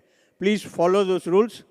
And we are extremely thankful for all of you to have come all the way from various states across the country to be here to attend the clinic. And one of the important decisions they have taken from BFI is that there will be a zonal clinic. In fact, in Tamil Nadu, we are already following that. We have a monthly clinic of the district level. Then we have the quarterly clinics, then which is conducted at the zonal level. Then we have 2 half-yearly clinics and 1 annual clinic. So in the same way, our president wants it to be carried out at the national level, and I am sure with all your cooperation, the same will be attended to, and referees will have a good time, and with a lot of tournaments, including the league, I am sure the referees will rise up to the occasion, sir. Thank you. Please assemble for a group photo.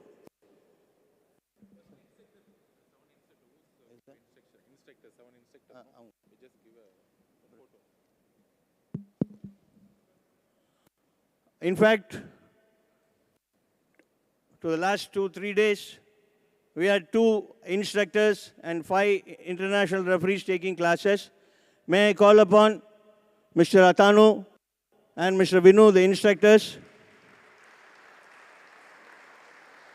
And I call upon Mr. Imran, Mr. Rakesh, Mr. Prem, Mr. Amar, and Madam Arundhati.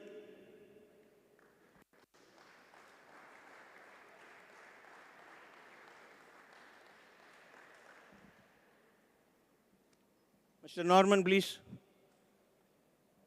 Raghotaman.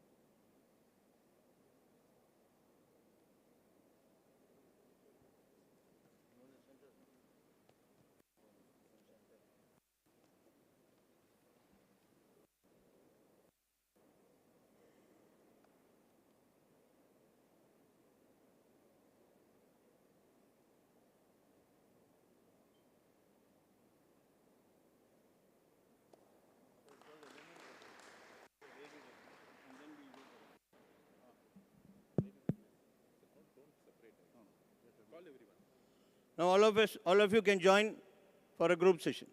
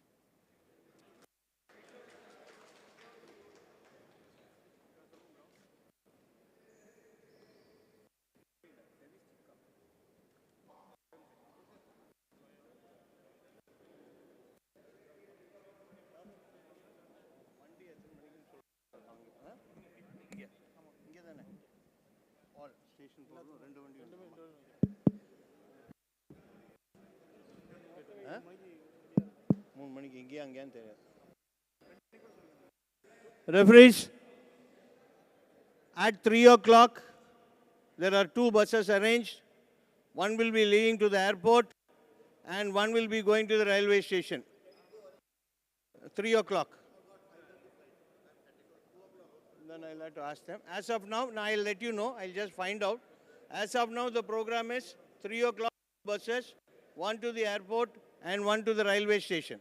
Okay? You come with your luggage here. From here, we can board. Okay?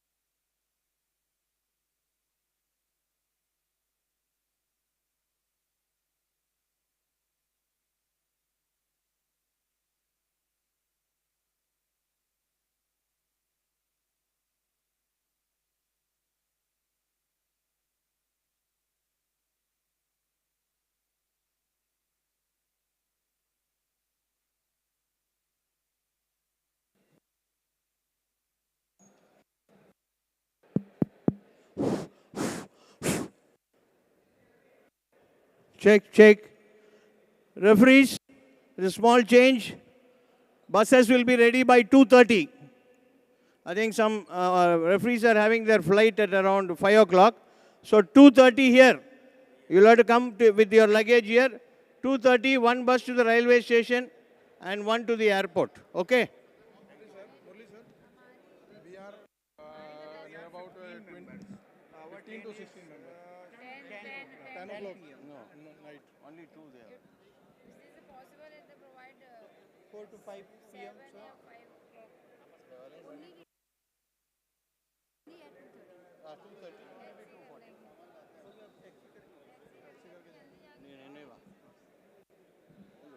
2:30.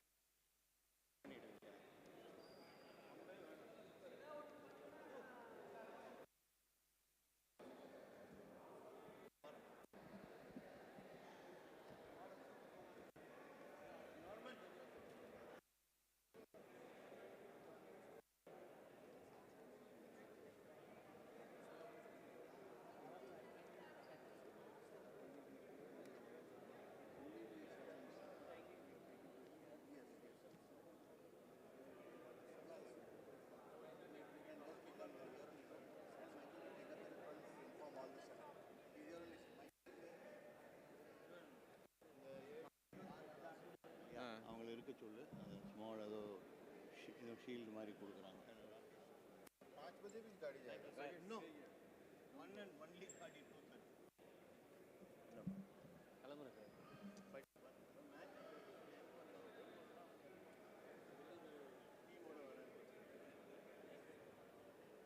Don't go, okay?